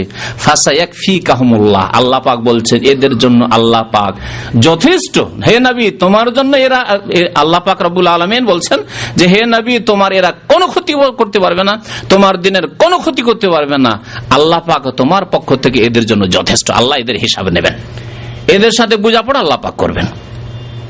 ফাসায়াকফিকাহুমুল্লাহ বলছেন যে সেই অসুস্থতা ইন্তেকাল হয়ে যায় নবী সাল্লাল্লাহু আলাইহি ওয়াসাল্লামের, লানাল্লাহুল ইয়াহুদা ওয়ান নাসারা, ইহুদি খ্রিস্টানদের উপর আল্লাহর লানত হয়েছে, ইত্তাখাযু কুবুর আনবিহি মাসাজিদা, এর অর্থ করা হয়েছে কালাত। তারপরে মা আয়েশা বলছেন ওয়ালাউলা যালিকা, এই ভয় যদি না থাকতো নবী সাল্লাল্লাহু আলাইহি ওয়াসাল্লামের কবর সম্পর্কে, লা উবরিজা কবরুহু, তাহলে বা লা আবরাজু কবরাহু, দুই রকমের রিওয়ায়াত, লা উবরিজা কবরুহু, তাহলে নবী সাল্লাল্লাহু আলাইহি ওয়াসাল্লামের কবরটিকে প্রকাশ্য জায়গায় রাখা হইতো, ঘরের মধ্যে দাফন করা হইতো না। ঘরের মধ্যে এই রহস্যই দাফন করা হয়েছে যে তাহলে যেই সেই ঢুকতেও পারবে না, আর কবরের কাছে গিয়ে সেজদাও করতে পারবে না, কবরের কাছে নবীর কাছে দোয়াও করতে পারবে না, আর নজর মান্নত ওখানে পেশ করব, দরখাস্ত আরজি পেশ করবো, এইসবও করতে পারবে না। যদি বাইরে হইতো কোন জায়গায়, খোলা জায়গায়, তাহলে কে পাহারা দিবে? যখন তখন এসে দরখাস্ত নিয়ে আসে, ইয়া রাসূলুল্লাহ নজর রহম ফরমাইয়ে, তারাহাম ইয়া নবী আল্লাহ তারাহাম, ফাজাইলে দুরুদ ফাজাইল আমল শোনাবো, তার কবিতা শুনাইলাম একটা, ইয়া রাসূলুল্লাহ রহম করুন, দয়া করুন, এগুলো এসে পড়তো, কে বাধা দিত খোলা জায়গায় থাকলে? ওয়ালাউলা যালিকা, এই আশঙ্কার জন্য নবীর কবরকে ঘরের মধ্যে দেওয়া হয়েছে, না হলে বাইরে দেওয়া হতো, লা উবরাজা কবরহু, কবরকে বাইরে দেওয়া হতো, লা আবরাজু কবরহু, অন্য রিওয়ায়াতে সাহাবায়ে কেরাম খোলা জায়গায় তার কবর দিতেন, কিন্তু এই আশঙ্কায় খোলা জায়গায় কবর দিলে কিছুদিন পরে শিরক বিদআত শুরু হবে, কবর মাজার পূজার ব্যবসা যখন শুরু হবে তখন বড় মাজারে পরিণত হবে, আর সবাই এসে সেজদা করা, কে মান্নত করা, কে হাঁস মুরগ জবাই করা, কি তাওয়াফ করা, এইসব শুরু হবে।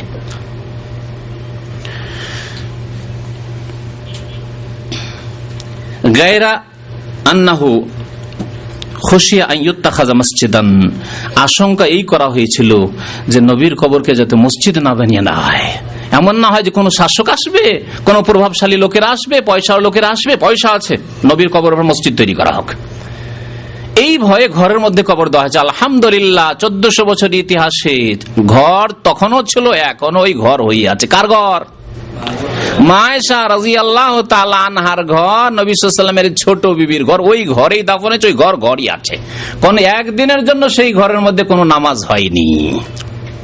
সুতরাং বিদআতীদের ভ্রান্ত ধারণা, অনেকে বলে যে মসজিদের মধ্যে, মসজিদ চারিদিকে করে হয়ে গেছে, কিন্তু ঘরই আছে, সেই জায়গায় কোনোদিন না মসজিদ ছিল একদিনের জন্য, না সেজদা হয়েছে, না নামাজ হয়েছে, সেখানে ঘর আছে আপন জায়গায়, এবং কয়েক ঘেরা বেড়া দিয়ে ঘেরা আছে যাতে করে কেউ ওর মধ্যে ঢুকতে না পারে, এবং সরাসরি কিবলা বানিয়ে তাকে সামনে সেজদা না করতে পারে। তারপর যাদের অন্তর বাঁকা, যাদের অন্তরে বক্রতা আছে, ফাম্মাল্লাযিনা ফি কুলুবিহিম যায়গুন, আল্লাহ পাক বলছেন সূরা আলে ইমরানের শুরুতে, যাদের অন্তর বাঁকা, তো বাঁকা অন্তর নিয়ে ওখানে যায়, কত রকমের দরখাস্ত নিয়ে যায়, নবীর দরবারে হাজিরা দিতে যাচ্ছি, নবীর দরবারে মনের কামনা বাসনা পূরণের জন্য যাচ্ছে, নবীর কবরের কাছে গিয়ে বেশি বেশি নামাজ পড়বো, তা দোয়া করবো, তাহলে দোয়াটা তাড়াতাড়ি দ্রুত একেবারে কবুল হবে, হটলাইন পেয়ে যাব, এইসব ভ্রান্ত ধারণা।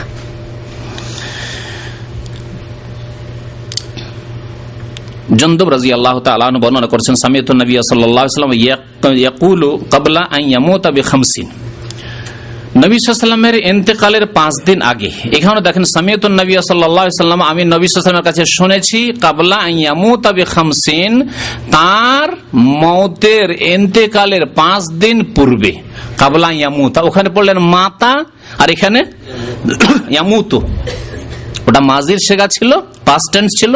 এটা হচ্ছে ইয়ামুতু, তার ইন্তেকালের 5 দিন পূর্বে আমি শুনেছি ওয়াহুয়া ইয়াকুলু, তিনি সাল্লাল্লাহু আলাইহি সাল্লাম ইরশাদ করছিলেন, ইন্নী আবরাউ ইলাল্লাহ আন ইয়াকুনা লি মিনকুম খলিল, আমি সম্পর্ক ছেদের ঘোষণা করছি যে আমার আল্লাহ ছাড়া কেউ খলিল অন্তরঙ্গ বন্ধু নেই। আমি কারো সাথে অন্তরঙ্গ বন্ধুত্বের কথা বলছি না, বরং এই ঘোষণা করছি যে আমার কোনো বন্ধুত্ব নেই কারো সাথে অন্তরঙ্গ বন্ধুত্ব। খলিল এমনি বন্ধু আলাদা, সাদিক বা রফিক এগুলো হচ্ছে বন্ধু, এমনি বন্ধু। কিন্তু খলিল মানে হচ্ছে অন্তরঙ্গ বন্ধু, যার ভালোবাসা হাড়ে হাড়ে সেরায় সেরায় গোশতের বিভিন্ন অংশে ঢুকে পড়েছে। এইরকম বন্ধুত্ব ভালোবাসাকে বলে খলিল। নবী সাল্লাল্লাহু বলছেন আমার একমাত্র খলিল, ফাইনাল্লাহ তাআলা কাদ ইত্তাখাযানি খলিলা, কারণ আল্লাহ পাক আমাকে অন্তরঙ্গ বন্ধু খলিল বানিয়েছেন। কামা ইত্তাখাযা ইব্রাহিমা খলিলা, যেমন ইব্রাহিম আলাইহিস সালামকে অন্তরঙ্গ বন্ধু বানিয়েছেন। ওয়ালাউ কুনতু মুত্তাখিযান মিন উম্মতি খলিলা, আমার উম্মতের কাউকে যদি আমি অন্তরঙ্গ বন্ধু হিসাবে গ্রহণ করতাম তাহলে লাত্তাখাযতু আবু বকরিন খলিলা, তাহলে আবু বকর সিদ্দিক রাদিয়াল্লাহু তাআলা আনহুকে আমি অন্তরঙ্গ বন্ধু হিসাবে গ্রহণ করতাম। কারণ বাল্য জীবনের বন্ধু, বড় হয়ে বন্ধু, সারা জীবনের বন্ধু, সেই যুগের ইসলাম আসার পূর্বেরও বন্ধু, ইসলাম আসার সাথে সাথেই বন্ধু, হ্যাঁ, সুখেরও বন্ধু, দুঃখেরও বন্ধু, সোর পাহাড়ের গুহারও বন্ধু, সব জায়গার বন্ধু। আল্লাহ শুনে রাখো, তারপরে কি বলছেন, ওয়া আন্না মান কানা ক্বাবলাকুম কানু ইয়াত্তাখিযুনাল কুবুরা মাসাজিদ, তোমাদের পূর্বে যে সব জাতি ছিল, আমাদের পূর্বে কোন জাতি ছিল? ইহুদি খ্রিস্টান। মুসা আলাইহিস সালামের অনুসারী তো তারা নয়, অনুসরণ প্রথম যুগে করেছে, তারপরে তারাই বিভ্রান্ত হয়ে গেছে কবর পূজারীদের মতো। যেমন নবী সাল্লাল্লাহু আলাইহি ওয়াসাল্লাম উম্মতের দাবিদার কবর পূজারীরা, তারা বিভ্রান্ত হয়ে গেছে। ওই রকম মুসা আলাইহিস সালামের উম্মত ছিল তারা, তারপরে এইরকম বিভ্রান্ত হয়ে গেছে। ওই রকম ঈসা আলাইহিস সালামের অনুসারী আর খাঁটি অনুসারী নেই, সব বিভ্রান্ত হয়ে গেছে আজকালকার কবর পূজারীদের মতো, যারা নবী সাল্লাল্লাহু আলাইহি ওয়াসাল্লামের অনুসরণ থেকে বিভ্রান্ত হয়েছে। তোমাদের পূর্বের জাতি যারা ছিল, ইয়াত্তাখিযুনা কুবুরা আমবিয়াইহিম ওয়া সালিহিহিম মাসাজিদা, তারা তাদের নবীগণের কবর এবং নেক লোকদের, ওলিদের কবর কে মসজিদ বানিয়ে নিয়েছিল। ফালা, সাবধান, ফালা তাত্তাখিযুল কুবুরা মাসাজিদা, তোমরা কবরগুলিকে সেজদার স্থানে পরিণত করিও না। ওয়া ইন্নী আনহাকুম আন যালিকা, আমি তোমাদেরকে এই রকম পাপ থেকে, অন্যায় থেকে নিষেধ করছি, খবরদার এরকম কাজ করবে না। ইন্নী আনহাকুম আন যালিকা, কত সুন্দর স্পষ্ট কথা। আমি তোমাদেরকে নিষেধ করছি, খবরদার মসজিদের ওপর, মসজিদের ভিতরে কবর দেবে না, কবরের উপর মসজিদ বানাবে না, মসজিদ কবরের পাশে সেজদা করবে না, সবগুলি অর্থ এতে শামিল। মসজিদকে কিবলা বানাবে না, মসজিদকে, কবরকে কিবলা বানাবে না, কবরকে সামনে করে তোমরা নামাজ পড়বে না, এই সবগুলি অর্থ এতে শামিল রয়েছে। ইন্নী আনহাকুম আন যালিকা, মুসলিম শরীফের হাদিস, হাদিস নম্বর 1216। আবু উবাইদা রাদিয়াল্লাহু তাআলা আনহু বর্ণনা করেছেন, আখিরু মা তাকাল্লামা বিহি নবী সাল্লাল্লাহু আলাইহি ওয়াসাল্লাম, সর্বশেষ যে বাণীটি ছিল রাসূলুল্লাহ সাল্লাল্লাহু আলাইহি ওয়াসাল্লামের, সর্বশেষ বাণী কি ছিল? আখরিজু ইয়াহুদা আহলিল হিজাজ ওয়া আহলান নাজরান মিন জাজিরাতিল আরব, হেজাজের ইহুদিদেরকে আর নাজরানের খ্রিস্টানদেরকে মিন জাজিরাতিল আরব, জাজিরা আরব থেকে, আরব উপদ্বীপ থেকে বের করে দাও। ওসিয়ত ছিল যেদেরকে রাখবে না এখানে। আরেকটি হাদিসে রয়েছে, আখরিজুল মুশরিকিনা মিন জাজিরাতিল আরব, মুশরিক পৌত্তলিকদেরকে জাজিরা আরব থেকে বের করে দাও, অর্থাৎ স্থায়ীভাবে বসবাস করতে দিও না। তবে যদি দেশের প্রয়োজন হয়, সেজন্য ক্ষণিকের জন্য, কিছুদিনের জন্য নিয়ে আসে আর কাজ করে আবার ফিরে যায়, তাহলে এটা চলে আসছে, 1400 বছর ইতিহাসে চলে আসছে, এরকম করা যেতে পারে। কিন্তু ওলামারা বলছে স্থায়ীভাবে বসবাস করে জাজিরা আরবে, নবী সাল্লাল্লাহু আলাইহি ওয়াসাল্লাম উপদেশ করেছেন, খবরদার তাদেরকে এখানে রাখিও না, স্থায়ীভাবে নাগরিকত্ব দিয়ে রাখিও না। ওয়ালামু, আর জেনে রাখো, আন্না শিরারান নাসে আল্লাযিনা ইত্তাখাযু কুবুরা আমবিয়াহিম মাসাজিদা, সৃষ্টির নিকৃষ্ট, শিরারান নাসে, মানুষের মধ্যে নিকৃষ্ট মানুষ হচ্ছে আল্লাযিনা ইত্তাখাযু কুবুরা আমবিয়াহিম মাসাজিদা, যারা নবীর কবরগুলিকে মসজিদ বানিয়েছে। তাহলে এখানে আরেকটি কথা বলি, নবী, আচ্ছা নবীকে এক জায়গায় রাখেন, তারপরে রাখেন আরেক জায়গায় আল্লাহর ওলি ওয়া সালেহিনকে রাখেন, হ্যাঁ, সাহাবায়ে কেরাম, তাবেঈন, তাবা তাবেঈন, আইম্মায়ে কেরাম, আবু হানিফা, শাফি, মালিক, আহমদ, আল্লাহর ওলি নেক বান্দাদেরকে রাখেন। আর তারপর সাধারণ মুসলিমদেরকে রাখেন, যাদের মধ্যে শিরক বিদআত নেই, সাধারণ মুসলিম মানুষ। তারপর রাখেন বিদআতি মুসলিমদেরকে রাখুন। বলুন তো, নবীদের মর্যাদা কত উঁচা? সবচেয়ে উঁচা মর্যাদা কার? নবী রাসূলগণের। নবী রাসূলগণের। তো নবী রাসূলের কবরের ওপর মসজিদ তৈরি করায়, নবী রাসূলের কবরের পাশে সিজদা করায়, নবী রাসূলের কবরের কবরগুলিকে মসজিদে করায় যদি লানত হয়ে থাকে, যদি লানত হয়ে থাকে, তাহলে নবী ছাড়া অন্যদের কবর, যদিও তারা ইমাম সাহেব হোক আর আল্লামা হোক আর বড় আলেম হোক, ইমাম আবু হানিফা, শাফি, মালিক, আহমদি হোক না কেন, কেউ হোক না কেন, মুহাদ্দিসিন হোক না কেন, তাহলে কি অবস্থা হইতে পারে? বাদ দেন ওটাও। বিদাতি যদি হয়, ওয়াহদাতুল ওজুদ আর হুলুল আর শিরক আর বিদাত আর ফানা ফিল্লা, এইসব শিরক কুফরিতে বিশ্বাসী ভণ্ড যারা পীরতন্ত্রে বিশ্বাসী, তারা যদি হয়, বিদাতিরা হয়, তা তাদের কবরগুলিকে যারা মসজিদে পরিণত করেছে, সেজদার জায়গায় পরিণত করেছে, তাদের অবস্থা কি হবে? আর ভুয়া যদি কবর হয়, অসৎ লোক, পাপিষ্ট, কতদিন যে উজু গোসল করেনি, নামাজ রোজা করেনি, যে চুলে জটা লেগে গেছে, এরকম মস্তানগুলি না কবর নিয়ে বসে থাকে, আর ওরা মারা গেলেই তো মাজার তৈরি হয়, এগুলি হয়েছে। এদের কবরগুলিকে যদি সেজদার স্থানে পরিণত করে, তাদের দশা কি হবে? তাদের দশা কি হবে? লানতের ওপর লানত, লানত, লানত, লানতই হইতে থাকবে।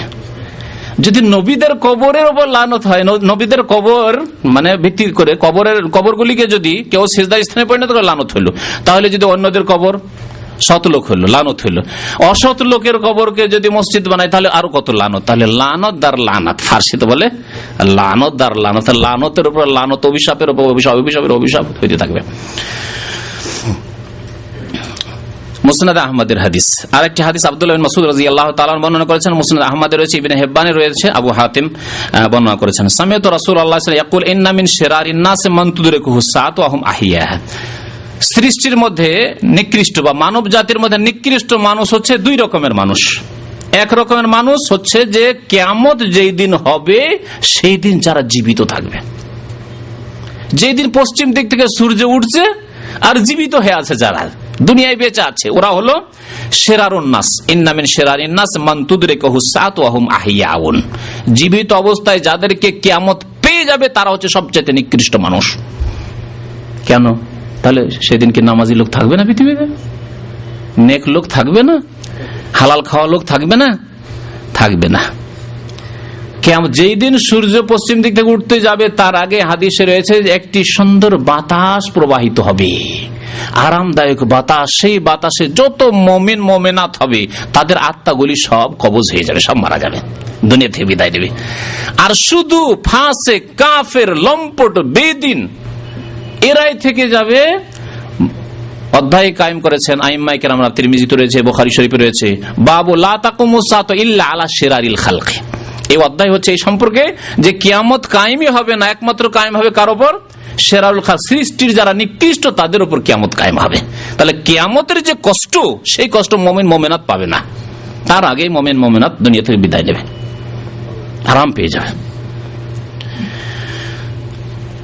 আর দ্বিতীয় নিকৃষ্ট মানুষ অমাইয়াতাখিযুল কুবুরা মাসাজিদা, যারা কবরগুলিকে সেজদার স্থানে পরিণত করে, তারা হচ্ছে নিকৃষ্ট মানুষ, তারা হচ্ছে নিকৃষ্ট মানুষ। কবর সম্পর্কে বাড়াবাড়ি করা সতর্ক করেছেন নবী করিম সাল্লাল্লাহু আলাইহি ওয়াসাল্লাম, এবং দোয়া করেছেন আল্লাহ পাকের কাছে, আল্লাহ, কিছু লোকেরা কবর নিয়ে বাড়াবাড়ি করবে, আল্লাহ ওদের থেকে আমার কবরকে বাঁচিয়ে রাখি। আন আবি হুরায়রা আনিন নবী সাল্লাল্লাহু আলাইহি ওয়াসাল্লাম قال, নবী করিম সাল্লাল্লাহু আলাইহি ওয়াসাল্লাম ইরশাদ করেছেন, আবু হুরায়রা রাদিয়াল্লাহু তাআলা আনহু হাদিসটি বর্ণনা করেছেন, আল্লাহুম্মা লা তাজআল কবরি ওয়াসনা। হে আল্লাহ, দোয়া করেছেন নবী করিম সাল্লাল্লাহু আলাইহি ওয়াসাল্লাম, হে আল্লাহ, আমার কবরকে তুমি ওয়াসানে পরিণত করিও না। ওয়াসান মানে পূজার বস্তুতে পরিণত করিও না। ওয়াসান আর সানাম, এই দুইটি শব্দ। সানামের জামা হচ্ছে আসনাম। ইব্রাহিম আলাইহিস সালামের ঘটনা কোরআনে কারিমে যেখানে উল্লেখ করা হয়েছে, সেখানে বলা হয়েছে আসনামান আলিহা। তারা আসনাম মানে প্রতিমা, পুতুলের তারা পূজা করত। এক পূজা হচ্ছে আল্লাহ ছাড়া অন্যের পূজা হচ্ছে সান্নাম মানে মূর্তি, প্রতিমা, পুতুলের পূজা। আর এক হচ্ছে ওয়াসান। ওয়াসান মানে যে কোনো বস্তুর পূজা, সে প্রতিমার আকারে হোক অথবা গাছের আকারে হোক, পাথর হোক, হ্যাঁ, কোন ঘর বাড়ি হোক, আর নদী নালায় হোক, গঙ্গা হোক, আর যমুনা হোক, আর গাভী হোক, আর কবর মাজার হোক, জি, বাবার জুতা হোক, কদমে রসুল হোক, বা হজরত বাল হোক, মুয়ে মোবারক, যেমন কাশ্মীরে আছে। কাশ্মীরে যে বেশ কিছুদিন আগে যে একটা ঘটনা ঘটেছিল না, কি বলা, হজরত বাল মসজিদ। হজরত বাল মসজিদের ইতিহাস হচ্ছে যে বাল মানে হচ্ছে চুল, আর কবর পূজারীদের ধারণা যে ওখানে নবী করিম সাল্লাল্লাহু আলাইহি সাল্লামের মুয়ে মোবারক, বুঝেন তো ফার্সি ভাষা, মুয়ে মোবারক মানে চুল মোবারক, মুবারক চুল ওখানে চলে গেছে। আরব দেশে কোথাও থাকলো না, শুধু কাশ্মীরে নবীর কি পৌঁছে গেছে, চুল পৌঁছে গেছে। ওই রকমই কদমে রসুল, গোটা সৌদি আরব কোথাও কদমে রসুল পাওয়া যায় না। নবী সাল্লাল্লাহু আলাইহি ওয়াসাল্লাম এত হেঁটেছেন, কোথাও নবী সাল্লাল্লাহু আলাইহি ওয়াসাল্লামের পায়ের নিশানা পাওয়া যায় না, কিন্তু চিটাগাঙে পৌঁছে গেছে। আর আমি আর একটি মাদ্রাসায় শিক্ষকতা করতাম এখানে আসার আগে কিশোরগঞ্জে, ওখানে একটি জায়গা আছে কবর পূজারীদের, ওখানে কয়েকটা মাজার আছে, আর ওই জায়গাটির নামই হচ্ছে কদমে রসুল। আরে ভারতে জিন্দেগিতে নবী সাল্লাল্লাহু আলাইহি ওয়াসাল্লাম যাননি, কোন সাহাবী গেছেন কিনা সন্দেহের বিষয়, হ্যাঁ, দুই একজন ছাড়া মনে হয়, বা কয়েকজন ছাড়া। তাহলে আশ্চর্য কথা যে কি করে কদমে রসুল সেখানে পৌঁছে গেল। ওরা বলবেন না না না, নবী সাল্লাল্লাহু আলাইহি ওয়াসাল্লাম এই পাথরখানে কবর পা রেখেছিলেন মদিনায়, আর ওখান থেকে আমরা উঠিয়ে নিয়ে চলে এসেছি। মাশাআল্লাহ। হ্যাঁ, মদিনার লোকেরা নিজের বাড়ি থেকে উঠিয়ে রাখতে পারলো না, মক্কার লোকেরা ওই পাথরগুলিকে উঠিয়ে রাখতে পারলো না যেখানে নবী সাল্লাল্লাহু আলাইহি ওয়াসাল্লাম কদমে মোবারক রেখেছেন। আর চিটাগাঙের লোকেরা মাশাআল্লাহ, হয়তো তাদের ইমানের বয়স, ইসলামের বয়স 500 বছরই হবে, না 700 বছরই হবে, 800 বছর কি 1000-এর বেশি তো যাবেই না হয়তো। হ্যাঁ, আর তারা উঠিয়ে নিয়ে চলে গেছে কদমে রসুল। ভারতের লোকেরা কদমে রসুল উঠিয়ে নিয়ে চলে গেছে, ভারতে কদমে রসুল, বাংলাদেশে কদমে রসুল। এসব শিরক, এসব শিরকের স্থান, এসব বাড়াবাড়ি করে এগুলো কি বলা হয়েছে, ওয়াসান বলা হয়েছে। ওয়াসান, তাহলে ওয়াসান শব্দটি আম একটু ব্যাপক, প্রতিমা পুতুলের পূজাকে শামিল, কবর মাজার নদী নালা যা কিছুর পূজা হচ্ছে শামিল। এমনকি কবর মাজারের আশেপাশে যে সব জানালা আছে, জানালাতে তেনা বাঁধে, তেনা পীর বলে ওটাকে। তেনা পীর শুনেছেন? আছে, আমাদের এলাকায় দেখেছি তেনা পীর আছে। তেনা বেঁধে দিয়ে চলে আসে, মনের আশা পূরণ হয়ে যাবে, বেশি কিছু চাইতে হবে না, তেনা বেঁধে আসলে। আর একটা আছে, আমার এক ওস্তাদ বলতেন, ঢেলা পীরের খুব ওয়াজ করতেন উনি, ওয়াইজ ছিলেন আমার এক ওস্তাদ, ভালো ওস্তাদ। তো ঢেলা পীরের ওয়াজ করতেন। ঢেলা পীর মানে ঢেল মারতে হবে বাস। তো একবার এক জলসায় গেছিলাম, তো রাস্তায় দেখছি একটা গাছের তলে অনেক ঢেল জমা হয়ে আছে, একবারে পালালি গাছে ঢেলার। তো এলাকার লোক জিজ্ঞাসা করলাম, তখন গরুর গাড়িতে বক্তাদের যাতায়াত গ্রামে গঞ্জে গরুর গাড়িতে হইতো। তো গরুর গাড়িতে আসছি, দেখছি যে এত ঢেলা কেন উঁচা হয়ে আছে। জিজ্ঞাসা করলাম, বলছে এইটা ঢেলা পীরের আস্তানা, ঢেলা পীরের দরবার, ঢেলা পীরের দরবার শরীফ, সবগুলি শরীফ। এইগুলি হচ্ছে ওয়াসান। ওয়াসান আল্লাহ ছাড়া যারই পূজা হয়েছে, যে কোনো ব্যক্তির হোক আর বস্তুর হোক, সেগুলি হচ্ছে ওয়াসান। নবী করিম সাল্লাল্লাহু আলাইহি ওয়াসাল্লাম দোয়া করেছেন, আল্লাহুম্মা লা তাজআল কবরি ওয়াসানান ইউবাদ, আল্লাহ আমার কবরকে ওয়াসান, পূজার বস্তুতে পরিণত করে দিও না, যেন কেউ কবরে পূজা না করতে পারে আমার, যার ইবাদত হবে, পূজা হবে। লানাল্লাহু কওমান ইত্তাখাযু কুবুর আম্বিয়াহিম মাসাজিদা, আল্লাহর লানত হয়েছে ওই জাতির ওপর যারা নবীদের কবরগুলিকে সেজদার স্থানে পরিণত করেছে, ওয়াসানে পরিণত করেছে, পূজার বস্তুতে পরিণত করেছে। মুসনাদ আহমদের হাদিস।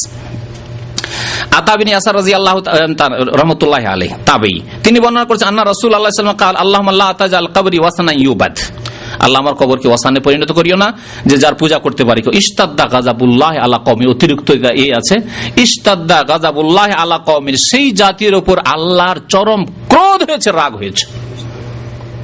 ইশতাদ্দা মানে কঠোর রাগ হয়েছে আল্লাহ পাক রব্বুল আলামিনের কোন জাতির উপর, ইত্তাখাযু কুবুর আম্বিয়াহিম মাসাজিদা, যারা নবীগণের কবরগুলিকে সেজদার স্থানে পরিণত করেছে। হাদিসটি মুয়াত্তা মালিকের হাদিস।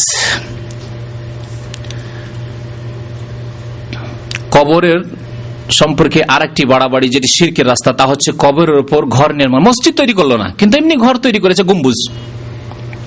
আর প্রায় যেগুলিকে মাজার বানা হয়েছে, মসজিদ না হইলেও গম্বুজ বানানো আছে, বা ঘর, তারপরে বিল্ডিং তৈরি করে দিয়েছে, ঘর তৈরি করে দিয়েছে, আস্তানা। নবী করিম সাল্লাল্লাহু আলাইহি ওয়াসাল্লাম নিষেধ করেছেন, কারণ এটি হচ্ছে শিরকের রাস্তা। এইভাবে ধীরে ধীরে শিরক শুরু হয়েছে। আন জাবিরিন ক্বালা নাহা রাসূলুল্লাহ সাল্লাল্লাহু আলাইহি ওয়াসাল্লাম আন ইউজাসসাসাল কবরু, জাবির রাদিয়াল্লাহু তাআলা বর্ণনা করছেন যে রাসূলুল্লাহ সাল্লাল্লাহু আলাইহি ওয়াসাল্লাম নিষেধ করেছেন কবরকে পাকা করতে, কবরকে বাঁধতে নিষেধ করেছেন। ওয়া ইউকআদা আলাইহি, কবরের পাশে অবস্থান করতে, বসে থাকতে নিষেধ করেছেন। কবরের ওপরে বা কবর পাশে বসে থাকবেন মুজাবির হয়ে, মুজাবির বলে ওদেরকে, যে মস্তানগুলি বসে থাকে ওদের নিষেধ করেছেন। ওয়াইয়ুবনা আলাইহি, এবং তারপর বিল্ডিং বানাতেও নিষেধ করেছেন, পাকা করাও নিষেধ করলে। তাহলে তিনটি নিষেধ আসলো।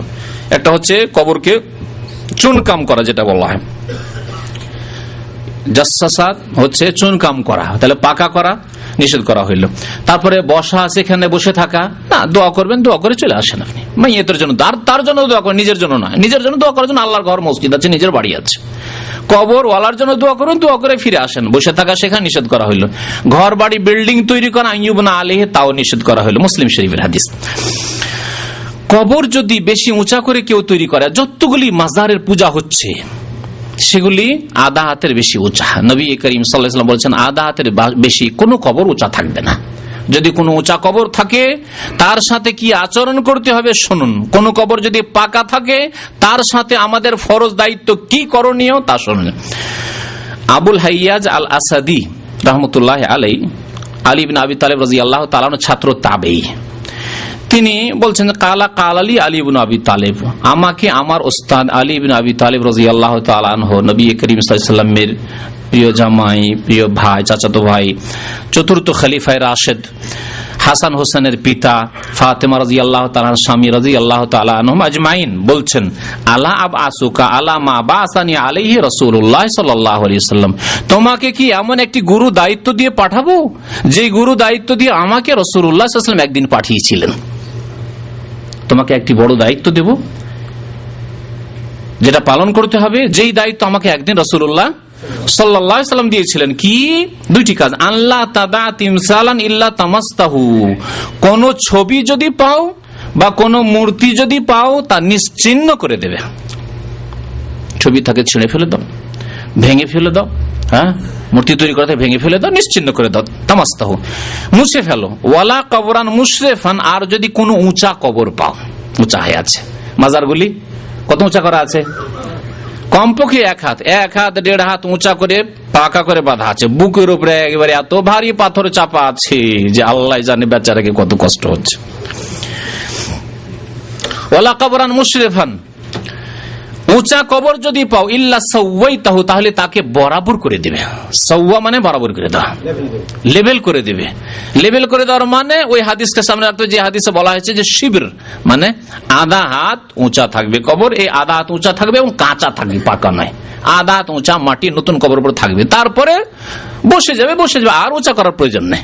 পুরনো হয়ে গেছে, বসে গেছে, নেমে গেছে, আর উঁচা করা আর প্রয়োজন নেই, বরং জায়েজও নেই।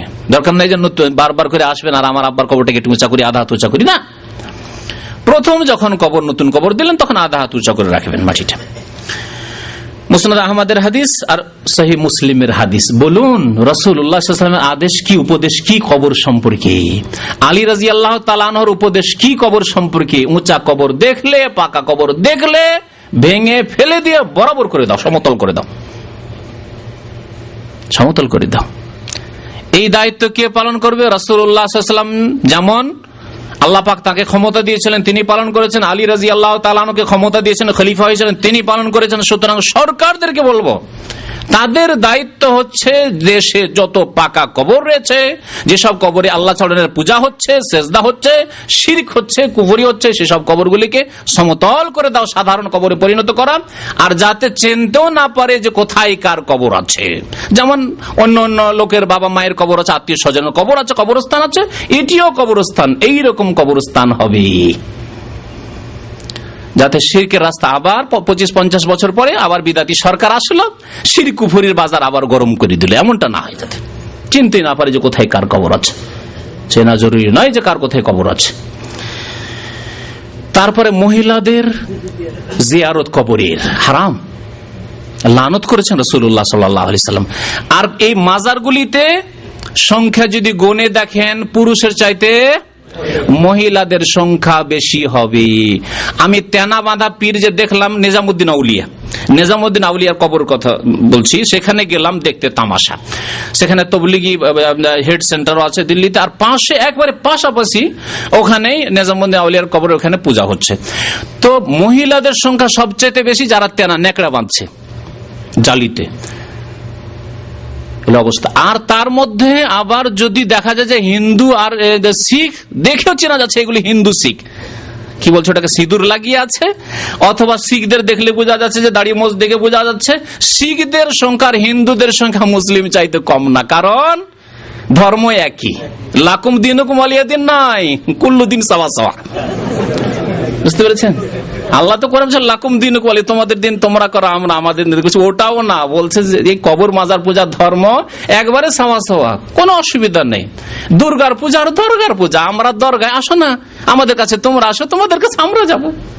এই হলো কবর মাজার পূজারীদের অবস্থা। আমার চোখে দেখা গল্প করছি আপনার সামনে। নবী সাল্লাল্লাহু আলাইহি ওয়াসাল্লাম কি বলেছেন? ইবনে আব্বাস রাদিয়াল্লাহু তাআলা আনহুমা বর্ণনা করেছেন, লানা রাসূলুল্লাহ সাল্লাল্লাহু আলাইহি ওয়াসাল্লাম, আল্লাহ রাসূল সাল্লাল্লাহু আলাইহি ওয়াসাল্লাম লানত করেছেন, মানে অভিশাপ দিয়েছেন, আল্লাহর রহমত থেকে বঞ্চিত হোক ওই মহিলারা, যায়রাতিল কবুর, যেসব মহিলারা কবর জিয়ারত করতে যায়, ওয়াল মুত্তাখিজিনা আলাইহাল মাসাজিদা, আর যারা কবরের উপর মসজিদ তৈরি করে তাদের উপর লানত হোক। 2 3 নম্বর হচ্ছে ওয়াসসুরজা, আর যারা কবরে বাতি জ্বালায়, আগরবাতি মোমবাতি জ্বালায়, আলোকিত করে, ওই শবে বরাতের দিন কবরস্থানকে আলোকিত করে দেয়, তাদের উপর রাসূলুল্লাহ সাল্লাল্লাহু আলাইহি ওয়াসাল্লামের লানত রয়েছে। দেখলেন কবর সম্পর্কে রাসূলুল্লাহ সাল্লাল্লাহু আলাইহি ওয়াসাল্লামের তালিম, রাসূলুল্লাহ সাল্লাল্লাহু আলাইহি ওয়াসাল্লামের আদর্শ শিক্ষা। কবর জিয়ারত মহিলাদের জন্য চলবে না, বরং লানত হবে, নেকি তো হবে না, লানত হইতে থাকবে, আল্লাহর রহমত থেকে বঞ্চিত হবে। যারা মসজিদ বানায় বা সিজদার স্থানে পরিণত করে তাদের উপর লানত হচ্ছে, তা তো এর আগে অনেক হাদিস শুনলেন। আর যারা বাতি টাতি জ্বালায়, আলোকিত করে কবরস্থান কিংবা মাজারকে, তাদের উপর রাসূলুল্লাহ সাল্লাল্লাহু আলাইহি ওয়াসাল্লামের লানত রয়েছে। আবু দাউদের হাদিস, তিরমিজির হাদিস, আর হাদিসটি হাসান। শেষ একটি হাদিস দিয়ে শেষ করছি। আবু হুরায়রা রাদিয়াল্লাহু তাআলা আনহু বর্ণনা করেছেন, ক্বালা রাসূলুল্লাহ সাল্লাল্লাহু আলাইহি ওয়াসাল্লাম, লা তাত্তাখিযু বুয়ুতাকুম কুবুরা, তোমরা তোমাদের বাড়িগুলিকে কবরে পরিণত করিও না, তোমরা তোমাদের বাড়িগুলিকে কবরে পরিণত করিও না। এর অর্থ কি? একটি অর্থ হচ্ছে যে তোমাদের বাড়িতে কবর দিও না, ঘরে ঘরে কবর দিও না। আব্বা মারা গেছে, দূরে আর কোথায় দিতে যাব, মায়ের ঘরে কবরটা দিয়ে দিই। রাসূলুল্লাহ সাল্লাল্লাহু আলাইহি ওয়াসাল্লাম হয়েছে তো আমার অসুবিধা কি, আমার আব্বার কবরটা মায়ের ঘরে দিয়ে দিই? না, এরকম করবেন না। বাড়ির পাশে ভিটের মাটিতে পাশে কবর দিয়ে, আজকে কত লোক মাসলা জিজ্ঞেস করতে আসে, কালকে 2 জন লোক এসছে, এরকম 2 জন লোক এই মশলা জিজ্ঞেস করতে, কবর হয়ে গেছে আমার পুকুরের চারিদিকে, এক ভাই জিজ্ঞেস করছে, আর এখন ওই কবরগুলি রাখতে পারছেন, এখন ভিটে মাটি করতে হবে। মসজিদের পাশে কবর, এখন মসজিদ বড় করতে হবে, এখন কবর কি করব, ভিটে মাটির পাশে কেন করলেন এইরকম? আরে এখন প্রশ্ন কেন, এই বিদাতি কাজ কেন করবেন? কবরস্থানে কবর দেন আলাদা করে, ভিটে মাটি থেকে দূরে, যাতে করে এমন না হয় যে 25-50 বছরের মধ্যে কবর জানছি আর তার উপরে আমাকে বাস করতে হচ্ছে, আমার ছেলে মেয়েদেরকে বসবাস করাইতে হচ্ছে, ছেলের রুম তৈরি করতে হচ্ছে। তো লা তাজআলু বুয়ুতাকুম কুবুরা, তোমাদের ঘরগুলিকে কবরে পরিণত করিও না, একটি অর্থ এটি। আর আরেকটি অর্থ হচ্ছে যে কবরের উপর যেমন নামাজ জায়েজ নাই, তেমনি তোমরা নিজের ঘরগুলিকে নামাজ শূন্য করিও না। ঘরে কোনোদিন নামাজই পড়ো না, ফরজ নামাজ, সুন্নত, বেতর, নফল, এমনকি বসে নফলটাও, ওইটাও মসজিদে না আমাদের দেশের লোকদের। আরে 17 রাকাতই যদি পড়েন, বাড়িতে এসে পড়েন না, আপনি আপনার বাসাতে পড়েন, 4 রাকাত ফরজটা পড়েন না মসজিদে, আর খুব বেশি পড়লে সুন্নাতে রাতে বাটা পড়লে পড়ুন, আর না হলে সেটাও বাড়িতে বাসাতে এসে পড়লে বেশি নাকি পাবেন। বাকি বাসায় এসে নামাজ পড়ুন, 17 রাকাত সারা রাত নামাজ পড়তে থাকেন, এই দেখে এত লম্বা নামাজ কেন? সুন্নতের খেলাফ কাজ। লা তাজআলু বুয়ুতাকুম কুবুরা, তোমাদের ঘরগুলিকে কবরের মতো করে দিও না, মানে কবরে যেমন নামাজ পড়া জায়েজ নয়, তেমনি তোমাদের ঘরগুলিকে একবার নামাজবিহীন করে দিও না, বরং নামাজ পড়বে তোমরা, নফল নামাজ বাড়িতে পড়ে। আফজালু সালাতিকুম ফি বুয়ুতিকুম ইল্লাল মাকতুবা, আফজালু সালাতিল মারই ফি বাইতিহি ইল্লাল মাকতুবা, মানুষের সবচাইতে উত্তম নামাজ হচ্ছে বাড়িতে নামাজ, ইল্লাল মাকতুবা, ফরজ নামাজ ছাড়া। ফরজ নামাজ মসজিদে পড়তে হবে, বাকি সুন্নত, বেতর, নফল, তাহাজ্জুদ সব নামাজ, চাস, দোহা সব নামাজ বাড়িতে পড়া উত্তম। ওয়ালা তাজআলু কবরি ঈদান, এবং তোমরা আমার কবরকে মেলায় পরিণত করিও না, যেটা এখানে বলতে চেয়েছি হাদিসে। অতিরিক্ত আরেকটি বিধান কি আসলো, যে কবরে মেলা লাগানো জায়েজ নয়। আর মেলার নাম ইন্ডিয়া বাংলাদেশে পীরতন্ত্রের বিশ্বাসীরা কি দিয়েছে? ওরস। ওরস মানে মেলা, হিন্দুরা মেলা বলে আর এরা ওরস বলে। ওরসের শাব্দিক অর্থ হচ্ছে বিবাহ শাদী। এই বিবাহ শাদীর দিন কেন? বিবাহ শাদীর দিনে বাসর হয়, স্বামী স্ত্রীর মোলাকাত হয়, আর এই ভণ্ডদের বেয়াদবি হচ্ছে আল্লাহ পাকের সাথে এর আগে অনেকবারই বলেছি যাতে করে আপনাদের জানা থাকে। এদের ধারণা যে দুনিয়াতে সিজনে আছে, এই ব্যক্তি ফানাফিল্লা হয়েও আল্লাহ পর্যন্ত পৌঁছিতে পারেনি, সাক্ষাৎ হয়নি। আল্লাহ রে কোথায় কখন পাবো রে, আমার মাসুককে কখন পাবো রে, মাসুককে কখন পাবো রে করতে করতে পেরেশান আছে, পাইনি। আর সেই দিন আল্লাহর সাথে ওই রকম মোলাকাত হবে আর তার স্বাদ টেস্ট হাসিল হবে। যেমন স্বামী স্ত্রীর বিয়ে তো হয়েছে কিন্তু উঠিয়ে দেয়নি, মেয়ের বাবা উঠিয়ে দেয়নি, সেই জন্য মোলাকাত হয়নি। যেদিন উঠিয়ে দিল কত মজার দিনটা। দেখছেন বেয়াদবি কত। ওরস হচ্ছে বিবাহর দিন মানুষের, আর এরা পীরের মৃত্যু দিবসকে কি বলে, ওরস বলে। মানে মৃত্যুর দিনই তাদের আসল ওরস হলো, মাসুকের সাথে সাক্ষাৎ হলো। মাসুক বলা চরম বেয়াদবি আল্লাহ পাক রব্বুল আলামিনকে। আশেক নিজেকে বলা, আমি আশেক এলাহি, এই নাম রাখা বেয়াদবি আল্লাহ পাকের সাথে। এর আগে অনেকবারই আমি বুঝিয়েছি, কোন বেয়াদব বলবে না নিজের বড় বোনকে যে আপা তোমার সাথে আমি প্রেম করি, বলবে? জুতা খাবে। উর্দু ভাষীদেরকে বলছি, বা উর্দু ভাষা যারা বুঝেন, বাঙালিদের অনেকে উর্দু ভাষা বুঝেন বা প্রায় বুঝেন, मैं आपसे इश्क करता हूं যদি বলেন নিজের বড় বোনকে, ছোট বোনকে, অথবা নিজের মা খালাকে বলতে পারবেন, मैं आपसे, मेरा आपसे इश्क है, মানে আপনার সাথে আমার প্রেম হয়েছে। তাহলে প্রেমটা এই ক্ষেত্রে চলে না, কি চলে? মহব্বত চলে। আল্লাহ পাক মহব্বতের কথা যেন উল্লেখ করেছে, সাফ সুতরা পরিষ্কার পরিচ্ছন্ন ভাষা আল্লাহ পাক উল্লেখ করেছেন, ভালোবাসা। কিন্তু আপনি ইশক করবেন, আর ওই ইশক হচ্ছে সেই জন্য ওরুস, এই ওরুসের মেলা নবী সাল্লাল্লাহু আলাইহি ওয়াসাল্লাম নিষেধ করেছেন। শাহজালালের জীবনী পড়ছিলাম কয়েকদিন আগে, বেশ কিছুদিন হলো, জাল জীবনী, মানে জাল জীবনী বাংলাতে আসবে, জাল জীবনী, এগুলো সব জাল জীবনী, বাংলা উর্দু যা আছে জাল জীবনীগুলি। ওতে লিখেছে শাহজালালের মাজারে বছরে 3টা ওরস লাগে। আরে বাবা, মৃত্যু তো একবারই হয়েছে, আরে বছরে একদিনই হয়েছে মৃত্যু, না 3 দিনে হয়েছে? তাহলে এক ওরসে হইল না, 3 মেলা কেন লাগাইতে হচ্ছে? একদিনের ইনকামে হচ্ছে না, একবার ওরস লাগাইলাম 2-4-5 দিন, সপ্তাহের জন্য বেশি ইনকাম হইল না। হ্যাঁ, আর লন্ডনের লোকেরা সিলেটে তো আসতেই থাকে অনেক টাকা পয়সা নিয়ে, তো এদের জন্য ঘন ঘন একটা ওরসের প্রয়োজন আছে। 3 ওরস। নবী সাল্লাল্লাহু আলাইহি ওয়াসাল্লাম কি বলেছেন? ওয়ালা তাজালু কবরি ঈদান, আমার কবরকে মেলাই পরিণত করে ওরসে পরিণত করিও না। নবীর কবরে যদি ওরস না চলে, তো এই সবের ওরস চলবে? সে আল্লাহরই ওলি হোক আর শয়তানির ওলি হোক, কারো জন্য এই ওরস কবরে চলবে। ওয়াসাল্লু আলাইয়া, আমার উপর দুরূদ পেশ করো। ফাইন্না সলাতাকুম তাবলুগুনি হাইসু কুনতুম, তোমরা যেখানেই থাকো না কেন তোমাদের দুরূদ আমার পর্যন্ত পৌঁছে যাবে, আমার পর্যন্ত আল্লাহর ফেরেশতাগণ পৌঁছে দেবেন। নবী করিম সাল্লাল্লাহু আলাইহি ওয়াসাল্লাম যেমন বলেছেন, আবু দাউদের হাদিস হচ্ছে 2042 নম্বর হাদিসটি হচ্ছে হাসান। আল্লাহ পাক যেন আমাদেরকে বুঝার তৌফিক দান করেন, আমাদেরকে যেন আমল করার তৌফিক দান করেন, আমাদের যেন সংশোধন করার তৌফিক দান করেন। আল্লাহ পাক আমাদের গুনাহ খাতা যেন মাফ করে দেন, আমাদেরকে শিরক, বিদআত, কবর, মাজার পূজা হতে, সুফিবাদ, পীরতন্ত্র হতে মুক্ত হওয়ার জন্য তৌফিক দান করেন। আল্লাহ পাক আমাদের দেশের আলেম ওলামাদেরকে আল্লাহ পাক হিদায়াত যেন দান করেন, তাদেরকে হক কথা, সত্য কথা, কোরআন সুন্নাহর কথা বলার জন্য তৌফিক দান করেন। আল্লাহ পাক তাদের বিদআতগুলিকে যেন দূর করে দেন, তাদের ভ্রান্ত ভুল ধারণাগুলিকে যেন দূর করে দেন। কোরআন সুন্নাহকে আমাদেরকে মজবুত করে ধারণ করার জন্য আল্লাহ পাক তৌফিক দান করেন। আল্লাহ পাক রব্বুল আলামিন যেন হককে কায়েম করেন, আর বাতিলকে যেন আল্লাহ পাক রব্বুল আলামিন নির্মূল করেন। আমিন ইয়া রাব্বাল আলামিন। সাল্লাল্লাহু আলা নবিয়িনা